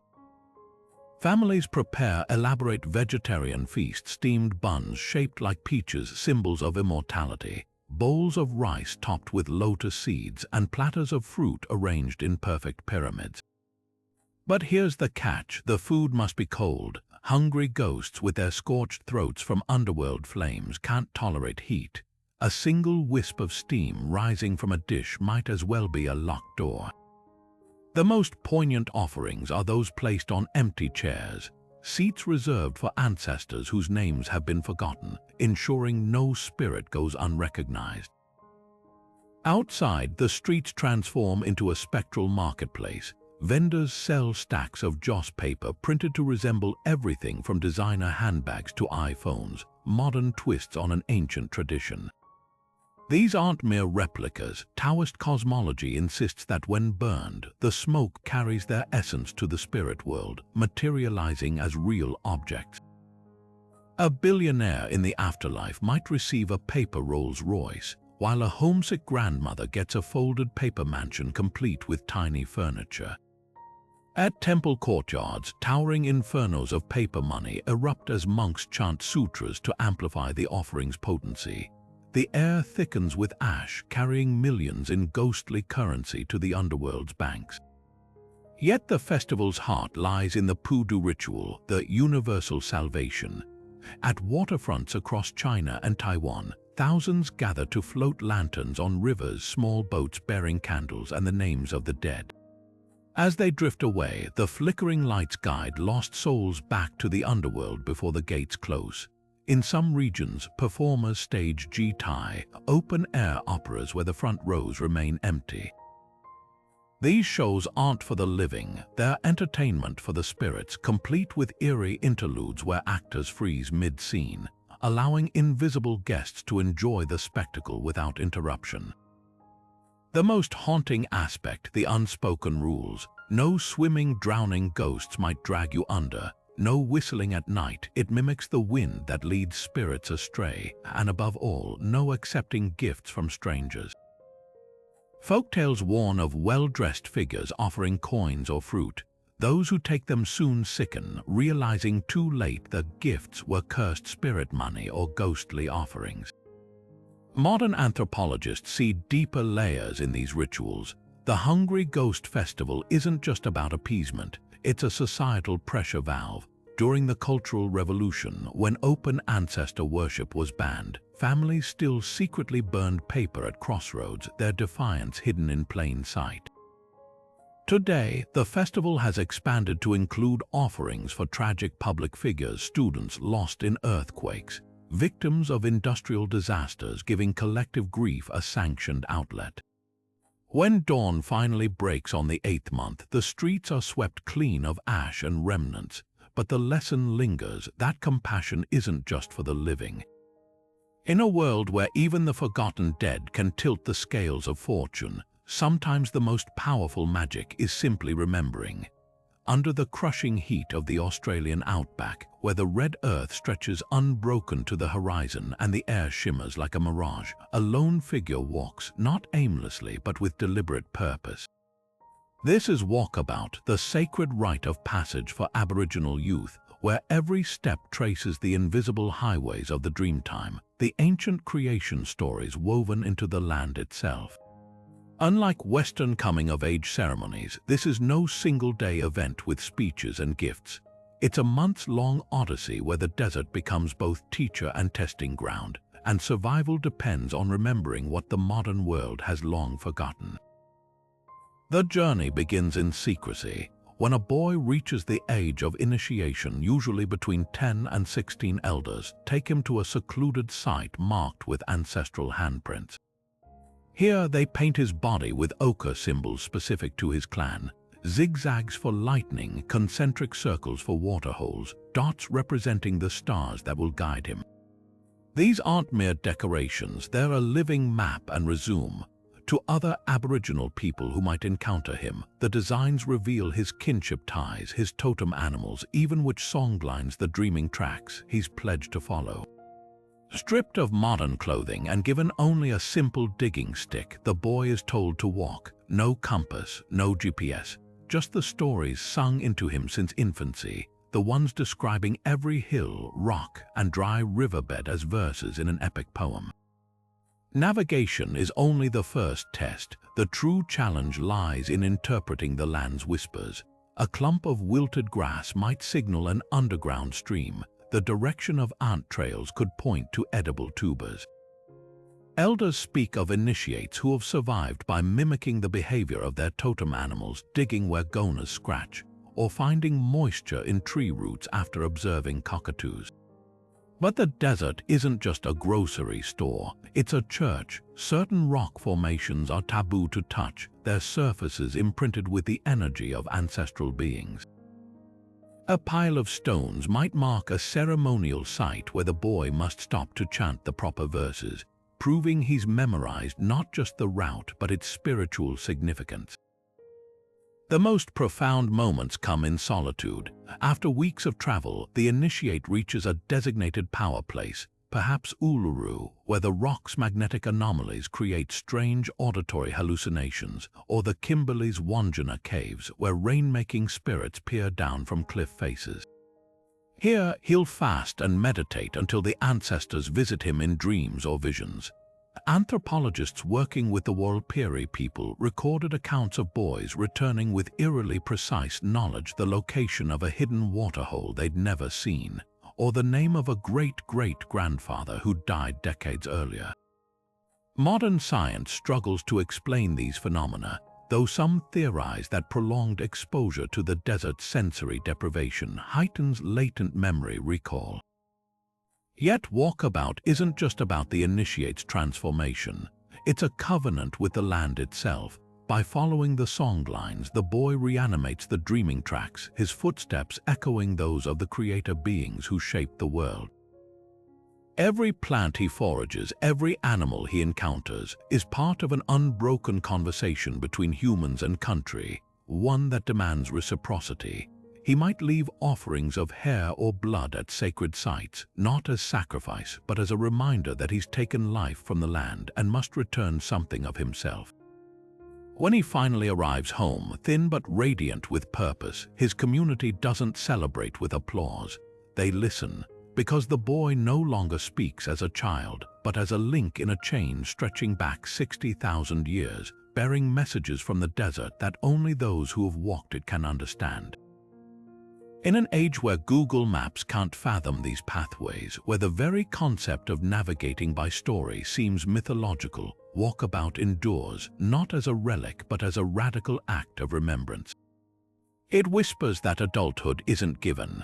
It's earned by proving you can hear the world singing, and most of all, by knowing when to follow its tune. The grasslands of Zululand tremble under the pounding of thousands of bare feet as warriors, their muscles glistening with river clay, circle a black bull with nothing but their bare hands and centuries of unshakable tradition. This is Akwishwama, the Zulu first fruit ceremony, a ritual where brute strength meets spiritual duty in a breathtaking display of loyalty, courage, and connection to the ancestors. Far from mere spectacle, this act of collective bravery serves as the linchpin of Zulu cosmology, binding the king's divine authority to the fertility of the land and the will of the unseen. The ceremony unfolds at the height of summer, when the first crops ripen and the earth hums with abundance, but no one tastes a single grain until the ritual is complete. The entire nation holds its breath because, according to ancient belief, consuming the harvest before Akwishwama would curse the land with drought and famine. The stakes couldn't be higher. At the center stands the bull, not just any animal, but one carefully chosen for its strength and dark coat, a living symbol of the nation's vitality. As priests chant incantations linking the beast to the ancestral spirits, warriors begin their approach. There are no weapons here. The rules are absolute. The bull must be overpowered through sheer physical force, its death achieved by wrenching its head sideways until the spine snaps. What happens next is a blur of dust and determination. Dozens of warriors launch themselves at the animal, grasping its horns, heaving against its flanks, dodging furious kicks. Some are thrown clear, only to surge back into the fray. The air fills with guttural cries and the bull's bellows, a visceral symphony of struggle. This isn't random violence, it's a meticulously choreographed battle where every grip, every coordinated shove, mirrors the Zulu's legendary regimental tactics. Historians note eerie parallels to the Impi warfare strategies that once made the Zulu Empire unstoppable. as if the ritual preserves martial wisdom in muscle memory. When the bull finally falls, the moment transcends mere conquest. Its last breath is said to carry messages to the ancestors, its blood soaking into the earth as an offering to secure rain and bounty. The liver, still steaming, is examined by seers for omens. Dark spots might warn of hidden threats, while a healthy organ confirms the king's divine mandate remains intact. Only then can the first fruits be harvested, their sweetness a reward for the people's patience and the warrior's sacrifice. Modern observers often fixate on the physicality, but Aghori's true genius lies in its layers of meaning. The bull represents both the enemy and the nation itself, its death and rebirth mirroring the cyclical nature of seasons and sovereignty. The warrior's bare hands prove their reliance on ancestral strength over modern weapons, a defiance of colonialism's lingering shadow. Even the act of withholding the harvest reinforces a radical idea: that human survival depends not on taking from the land, but on earning its generosity through ritual reciprocity. Controversy has occasionally flared, with animal rights groups condemning the practice. Yet Zulu traditionalists argue that Aghori is no more cruel than industrial slaughterhouses and far more sacred. Unlike factory farming, every part of the bull is used, its spirit honored, its death imbued with purpose.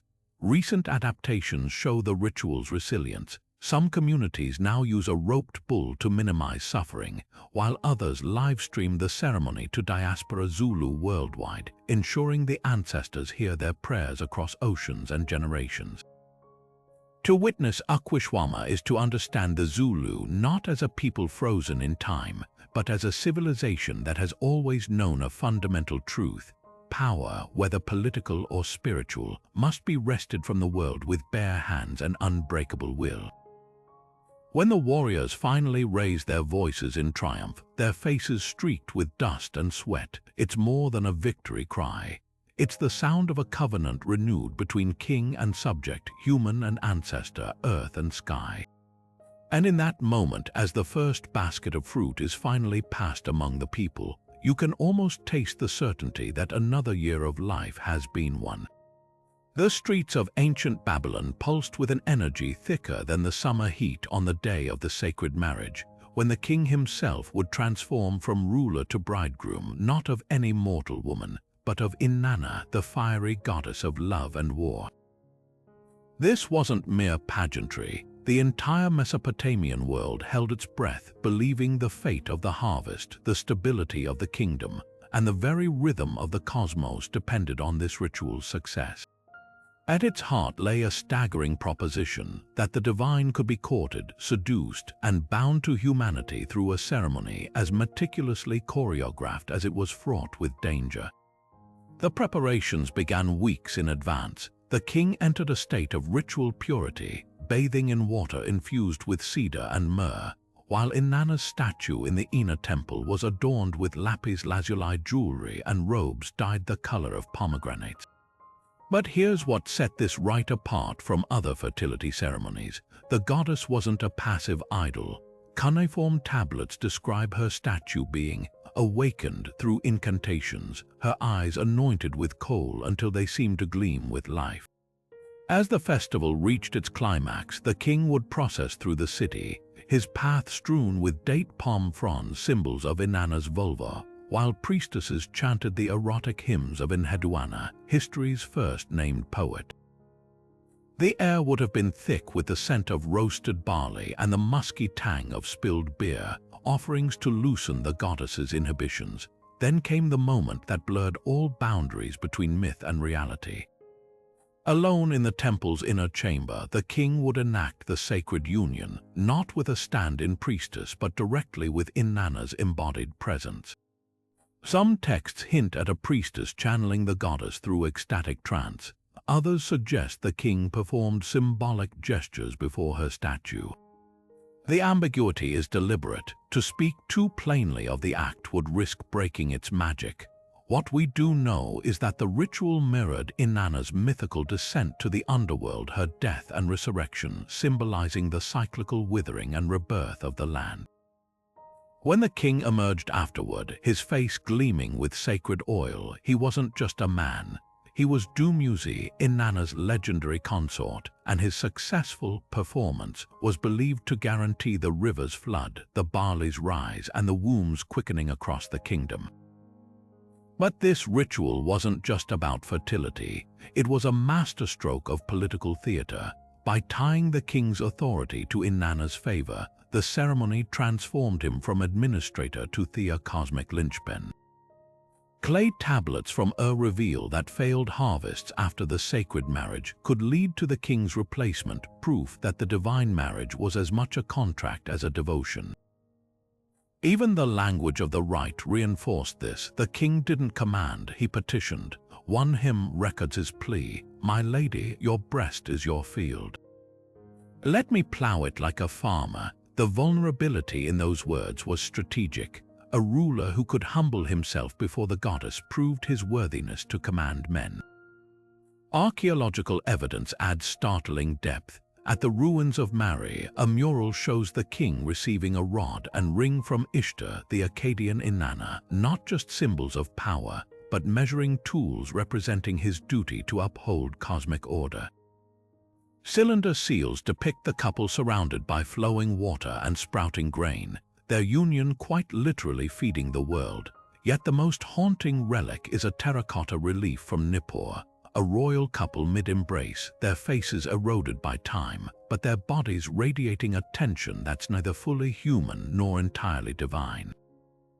The sacred marriage legacy outlived empires. Centuries later, the Song of Solomon would echo its sensual hymns, and the idea of rulers as divinely wed would resurface in Egyptian pharaohs and even medieval European monarchs.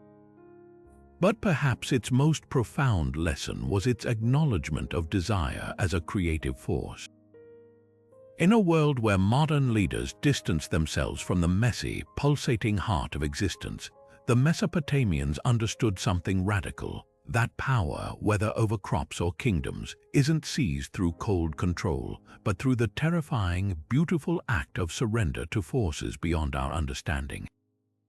To stand where the king stood wasn't just to rule, it was to say with every fiber of his being, "I, too, am part of the dance." The morning air in Bali hangs thick with the scent of frangipani and burning sandal wood as a procession unlike any other winds through the streets, men in crisp white shirts straining under the weight of a towering, multi-tiered structure bristling with gold leaf and tinsel. Atop this swaying behemoth, draped in silks and fragrant flowers, rests the body of the deceased, though to call it a funeral feels insufficient. This is Ungaben, the Balinese Hindu cremation ceremony, where death isn't an end, but a dazzling celebration of release, a final act of love to propel the soul toward its next incarnation. What strikes outsiders first is the sheer spectacle. The Bade, the funeral tower, can soar over 30 feet tall, its pavilions representing the cosmos, a base of snarling demons for the underworld, middle tiers adorned with mirrors to reflect earthly attachments, and a peaked roof symbolizing Mount Meru, the axis of the universe. The higher the caste of the deceased, the more elaborate the tower, though even modest versions burst with color. Paper streamers in saffron and emerald, carved wooden serpents coiled around pillars, and sometimes entire scenes from Hindu epics acted out by puppeteers perched on the structure itself. The body, washed with turmeric and dressed in finery, is positioned as if in sleep, hands clasped over a lotus blossom, because in Bali, the dead are never referred to as corpses, they're sanka, merely asleep until the flames awaken them. As the procession weaves toward the cremation grounds, the atmosphere defies Western expectations of mourning. Gamelan orchestras play lively compositions, their metallic chimes cutting through the rhythmic shouts of pallbearers who deliberately jostle the tower to confuse evil spirits trying to track the soul's journey. Villagers toss coins and rice into its path, not as offerings to the dead, but as distractions for any lingering negative energies. The logic is beautiful in its specificity. Grief, while natural, might tether the soul to this world, so the community surrounds the family with music, laughter, even flirtatious banter. anything to soften sorrow's grip. At the pyre, the body is transferred into a sarcophagus shaped like a bull for men or a mythical cow for women, creatures sacred to Shiva as destroyer and regenerator. The priest, or pemanku, circles the scene chanting Sanskrit mantras, sprinkling holy water infused with 5 precious metals. Then comes the moment that crystallizes Ungaben's philosophy. A flaming coconut is hurled into the sarcophagus, igniting not just the body but a symbolic bridge between realms. As the fire consumes the physical form, families often appear almost serene, some even chatting with neighbors. To them, the rising smoke carries the essence of their loved one already free, already moving toward rebirth. The next morning, when the embers cool, relatives sift the ashes for bone fragments, which are ground into powder and carried to the sea or a sacred river. This, too, is deliberate theater. Bali's waterways flow southward toward the ocean, which Hindus consider the cosmic meeting point of all things. By releasing the remains into this current, the soul completes its final detachment from the material world. Modern scholars marvel at Ungaben's layered psychology. Unlike cultures that seal death away, the Balinese integrate it into daily life. Children play near cremation preparations, tourists snap photos alongside grieving families, and the entire village contributes funds and labor, not out of obligation, but because death here is communal alchemy. A body might spend weeks or even years buried temporarily while funds are raised for the ceremony, proving that in Bali, funerals aren't rushed affairs, but patient collaborations between the living and the dead. Perhaps the most poignant detail lies in the pengawak, a tiny effigy made of sandalwood and spices that's burned alongside the body. It represents the deceased's earthly desires, all those lingering hungers that might otherwise haunt their next life. By immolating it, families aren't erasing their loved one's humanity. They're honoring it, then lovingly letting it go. When the last ember fades and the ashes are swept into the waves, what remains isn't emptiness, but the unshakable belief that farewells are illusions. In Bali, the dead don't vanish. They simply step into the next stanza of an endless, sacred song. The ember glow of 1,000 bonfires licks at the twilight on the 1st of May, turning the rolling hills of ancient Ireland and Scotland into a flickering tapestry of light and shadow.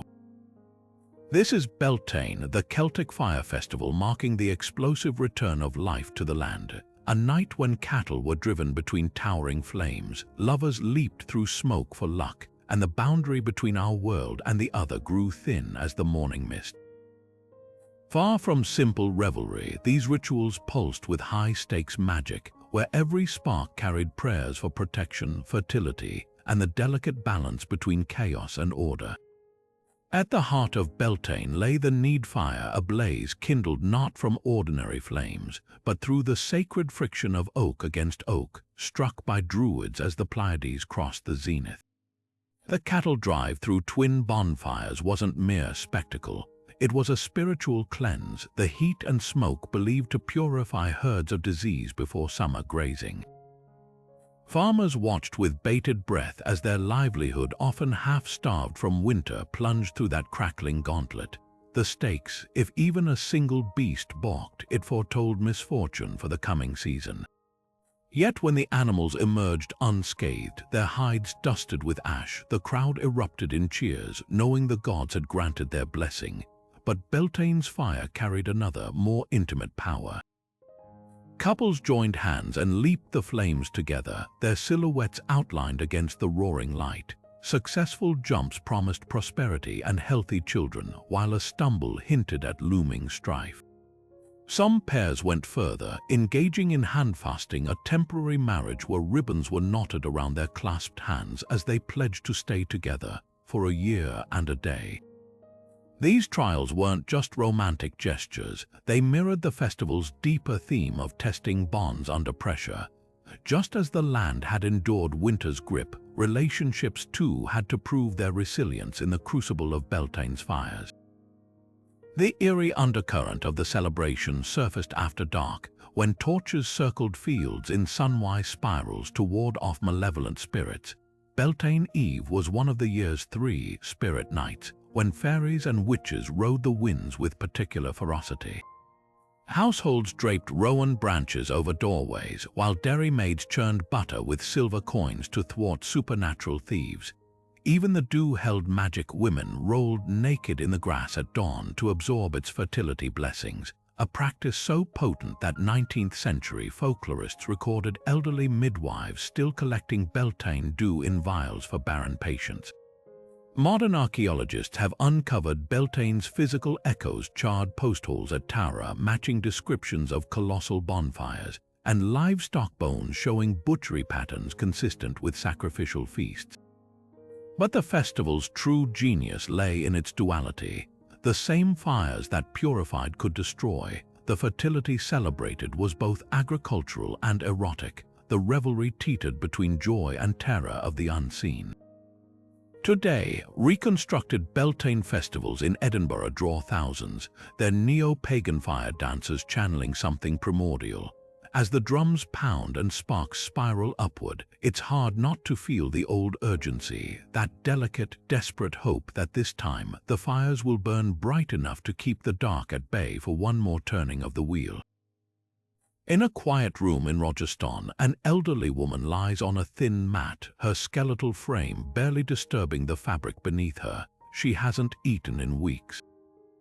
Not out of illness or poverty, but by choice, a sacred, unshakable vow called Santhara. This is the Jain practice of voluntary fasting unto death, a ritual so steeped in principles of non-violence and detachment that it challenges everything the modern world assumes about the sanctity of life and the ethics of letting go. At first glance, Santhara seems unthinkable.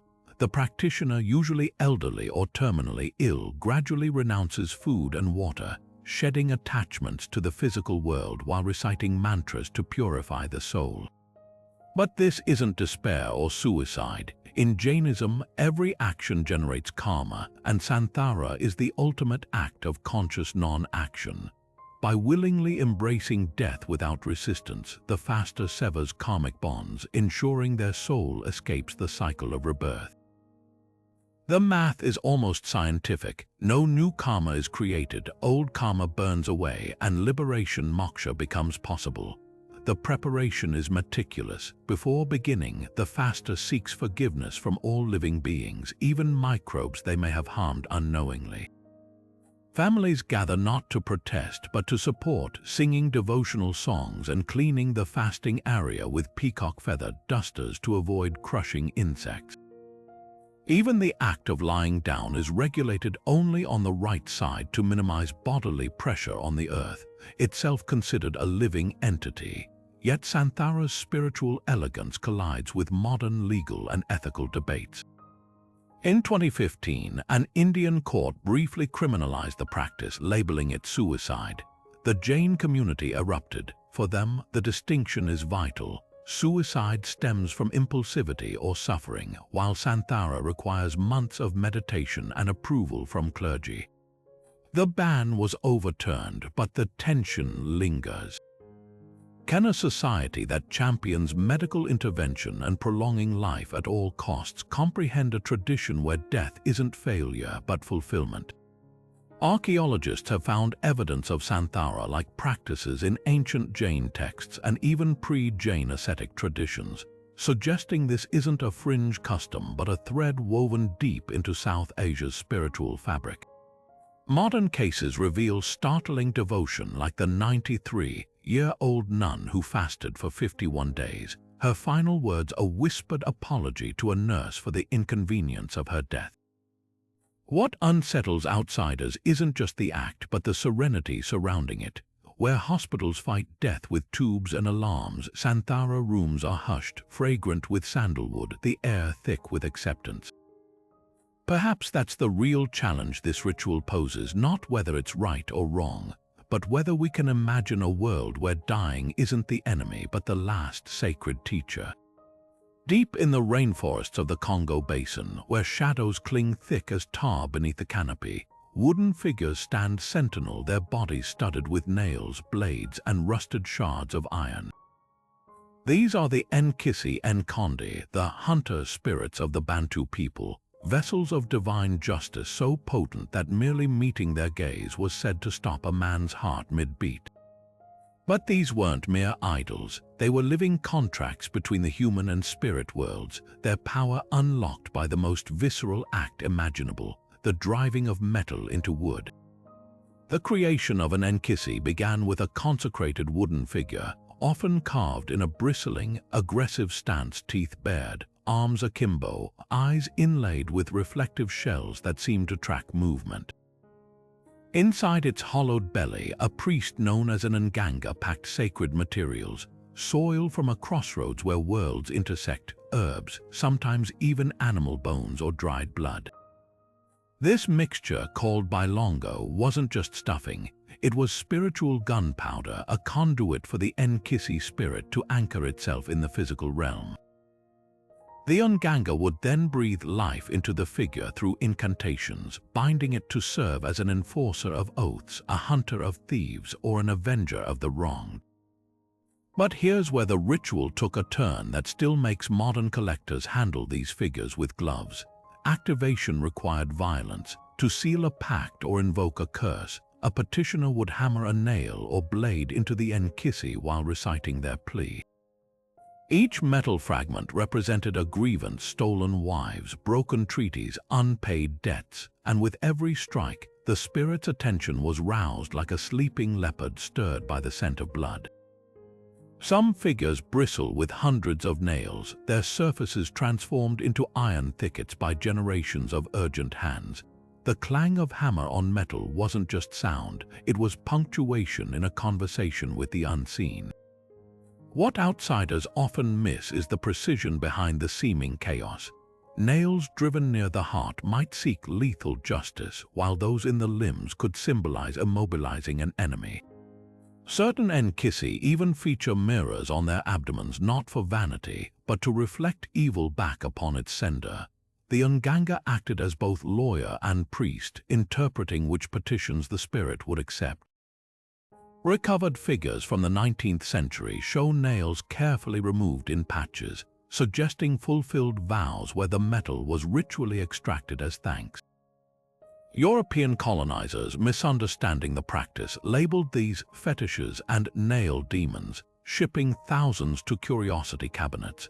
But museum X-rays reveal their mistake. Many empty Nkisi still harbor Bailongo sealed inside, their spirits merely waiting for the right hands to wake them. Today, contemporary Congolese artists recreate Nkisi as political commentary, embedding cell phones and bullet casings into new figures, proof that the old magic still hunts, adapting its form but never its purpose. Because some truths transcend time, that justice often demands teeth, and sometimes to make the invisible listen, you have to speak in iron. The moment the spring equinox sun crosses the celestial equator, Persian households from Tehran to Los Angeles gather around a table shimmering with 7 sacred items, each beginning with the Persian letter Sin. This is the Haft scene, the centerpiece of Nowruz celebrations for over 3,000 years. A living mosaic of Zoroastrian cosmology and agrarian hope that transforms an ordinary table into a microcosm of creation itself. At first glance, the arrangement seems simple: 7 symbolic objects artfully displayed on a spread of embroidered cloth. But every item is a key to ancient philosophy. Sabze, the sprouted wheat or lentils, isn't just greenery, it's the earth's resurrection in miniature. Its tender shoots mirroring the struggle of life pushing through winter's grip. Families start growing it weeks in advance, whispering prayers as the seeds break soil, treating the sprouts as living barometers. If they grow straight and strong, the year ahead will be blessed. If they wilt, caution is warranted. Next to it sits samanyu, a dense pudding made from germinated wheat. Its slow-cooked sweetness embodies patience and the alchemy of transformation. What was once hard grain becomes nourishing abundance through time and fire. Then there's senged, the dried olaster fruit, its wrinkled surface belying its significance. Zoroastrians revered the Olaster tree as a bridge between heaven and earth, its roots digging deep into the underworld while its branches brushed the divine. Placing its fruit on the table reminds celebrants that wisdom often hides in humble forms. Garlic, sir, might seem out of place among these poetic symbols, but its role is razor-sharp protection. In a tradition that views the universe as a battleground between light and darkness, garlic wards off not just physical illness but spiritual corruption. The remaining items weave practicality into poetry. Coins seke represent earthly prosperity, but also the ethical use of wealth, Zarathustra's teaching that material gain is hollow unless paired with justice. Sumac, with its tart crimson berries, is the spice of sunrise, its sourness a nod to life's necessary contrasts. And at the table's heart lies sirke, vinegar, preserving summer's bounty for winter's scarcity. Together, they form a manifesto that renewal isn't passive but an active collaboration between human effort and cosmic grace. Yet the haft scene's magic lives beyond these seven. Many families add a mirror to reflect the infinite, goldfish swimming in bowls as emblems of life's fluidity, or painted eggs for fertility. Some place the Shahnameh, Persia's epic of kings and heroes, alongside the Quran or Avesta, a testament to cultural endurance. And always, there's hyacinth, its fragrance saturating the air with the promise that no winter, however bitter, lasts forever. Modern scientists studying these traditions uncover unexpected layers. The sprouted grains actually purify indoor air, while the ritual fasting before no is meant to cleanse the body aligns with contemporary research on gut health.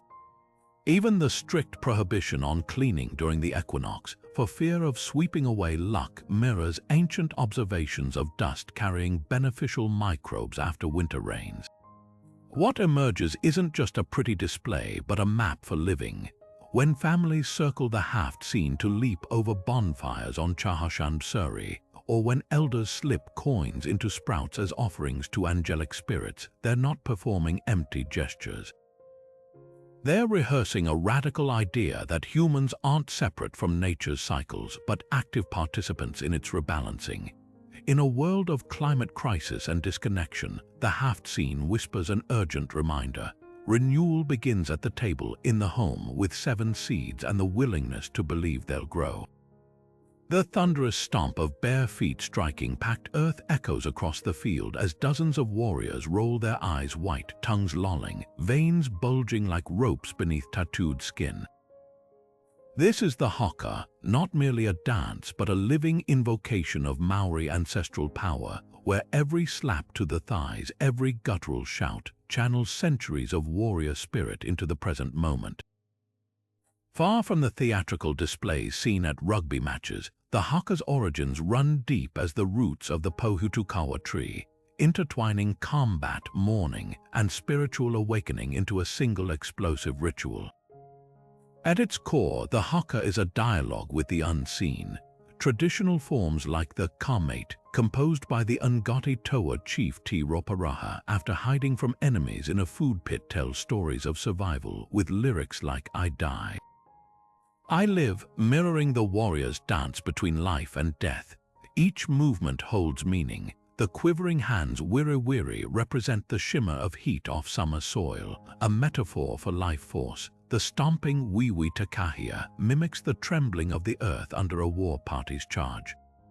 Even the infamous pukana, the widening of eyes and thrusting of tongues, isn't just intimidation. It's a direct challenge, a way to open the face, wakatu wiwi, and expose the soul's ferocity to both foe and ancestors. But the haka isn't confined to battle. There's tangi haka, performed at funerals where tears and chants merge to guide the dead toward Hawaiki, the ancestral homeland. Women lead haka taparahi, ceremonial versions where graceful arm movements replace aggressive stomping, honoring creation myths like Tain separating earth and sky. Even children learn schoolyard hakas, their voices piping but precise, ensuring the chain of memory remains unbroken. modern science reveals fascinating layers beneath the performance. Researchers at the University of Auckland found synchronized haka triggers a cortisol and adrenaline surge akin to pre-combat arousal, while the shared breathing patterns create a collective psychological state Maori call Tu Ungarahu, the fire of unity. Rugby teams didn't adopt the haka by accident. Its ability to forge instant cohesion under pressure is hardwired into its rhythms, yet the haka's true power lies in its adaptability. Activists perform it at climate protests. The lyrics were written to chastise polluters. You ignore our dying rivers. Brides and grooms exchange personalized hakas at weddings, their vows woven into ancestral cadences. And when Maori communities face injustice, the haka becomes a shield, as in 2019, when massed ranks of performers shut down a New Zealand government building to demand indigenous rights, their voices shaking the glass like a coming storm. To witness a haka is to feel time collapse. The same muscles that once flexed before clashing with muskets now tense under stadium lights. The ancestors aren't invoked as metaphor, they're present in every spit-flecked cry, every synchronized breath. It's a ritual that refuses to be fossilized, proving that some traditions don't survive by staying untouched but by evolving, striking the earth again and again, demanding the world remember their name. Beneath the vaulted ceilings of cathedrals, as priests elevate wafers and wine, echoes ripple from temples far older. Osiris's torn flesh sprouting as grain in Egyptian fields, Dionysus's blood staining vines red in Grecian orchards. The Christian Eucharist, central to Mass for nearly 2 millennia, shares startling DNA with sacred meals that predate it by centuries. These aren't coincidences. They're fragments of an ancient human longing to taste the divine, to swallow holiness whole. Start with Osiris. Long before Christ's Last Supper, Egyptians celebrated the god's resurrection through bread. When Set murdered and dismembered Osiris, his wife Isis gathered every piece except the phallus, eaten by a fish, and wrapped them in linen, creating the first mummy. But here's the twist: wherever Osiris's blood soaked the earth, wheat sprouted. His body literally became the harvest. Priests baked this grain into ceremonial loaves stamped with his image, eaten in rituals proclaiming Osiris lives. Sound familiar? The parallels don't stop there. Just as Christ's followers consume his symbolic flesh to gain eternal life, Egyptians devoured Osiris's body to absorb his resurrection power. Even the linen-wrapped mummies mirrored the Eucharist's unleavened wafers, both vessels of transcendence disguised as ordinary sustenance. Then there's Dionysus, the Greek god of ecstasy and wine. His myths pulse with Eucharistic symbolism. Orphic cults believed Dionysus Zagreus was torn apart by Titans, his heart rescued by Athena and reborn as wine. Devotees drank this sacred blood in communal cups, entering a frenzy they called enthusiasmos, the god within. Roman soldiers later mocked Christ on the cross by offering him vinegar-soaked sponge, unknowingly reenacting Dionysian rites where sour wine symbolized divine suffering. Early Christians even faced accusations of Theastian banquets, rumors they ate human flesh, just as Titans consumed Dionysus. The charges were false, but the archetype was real, a god dismembered, his essence poured out for believers. But why do these threads weave across cultures? Jung called it the god archetype, a primal recognition that life demands sacrifice.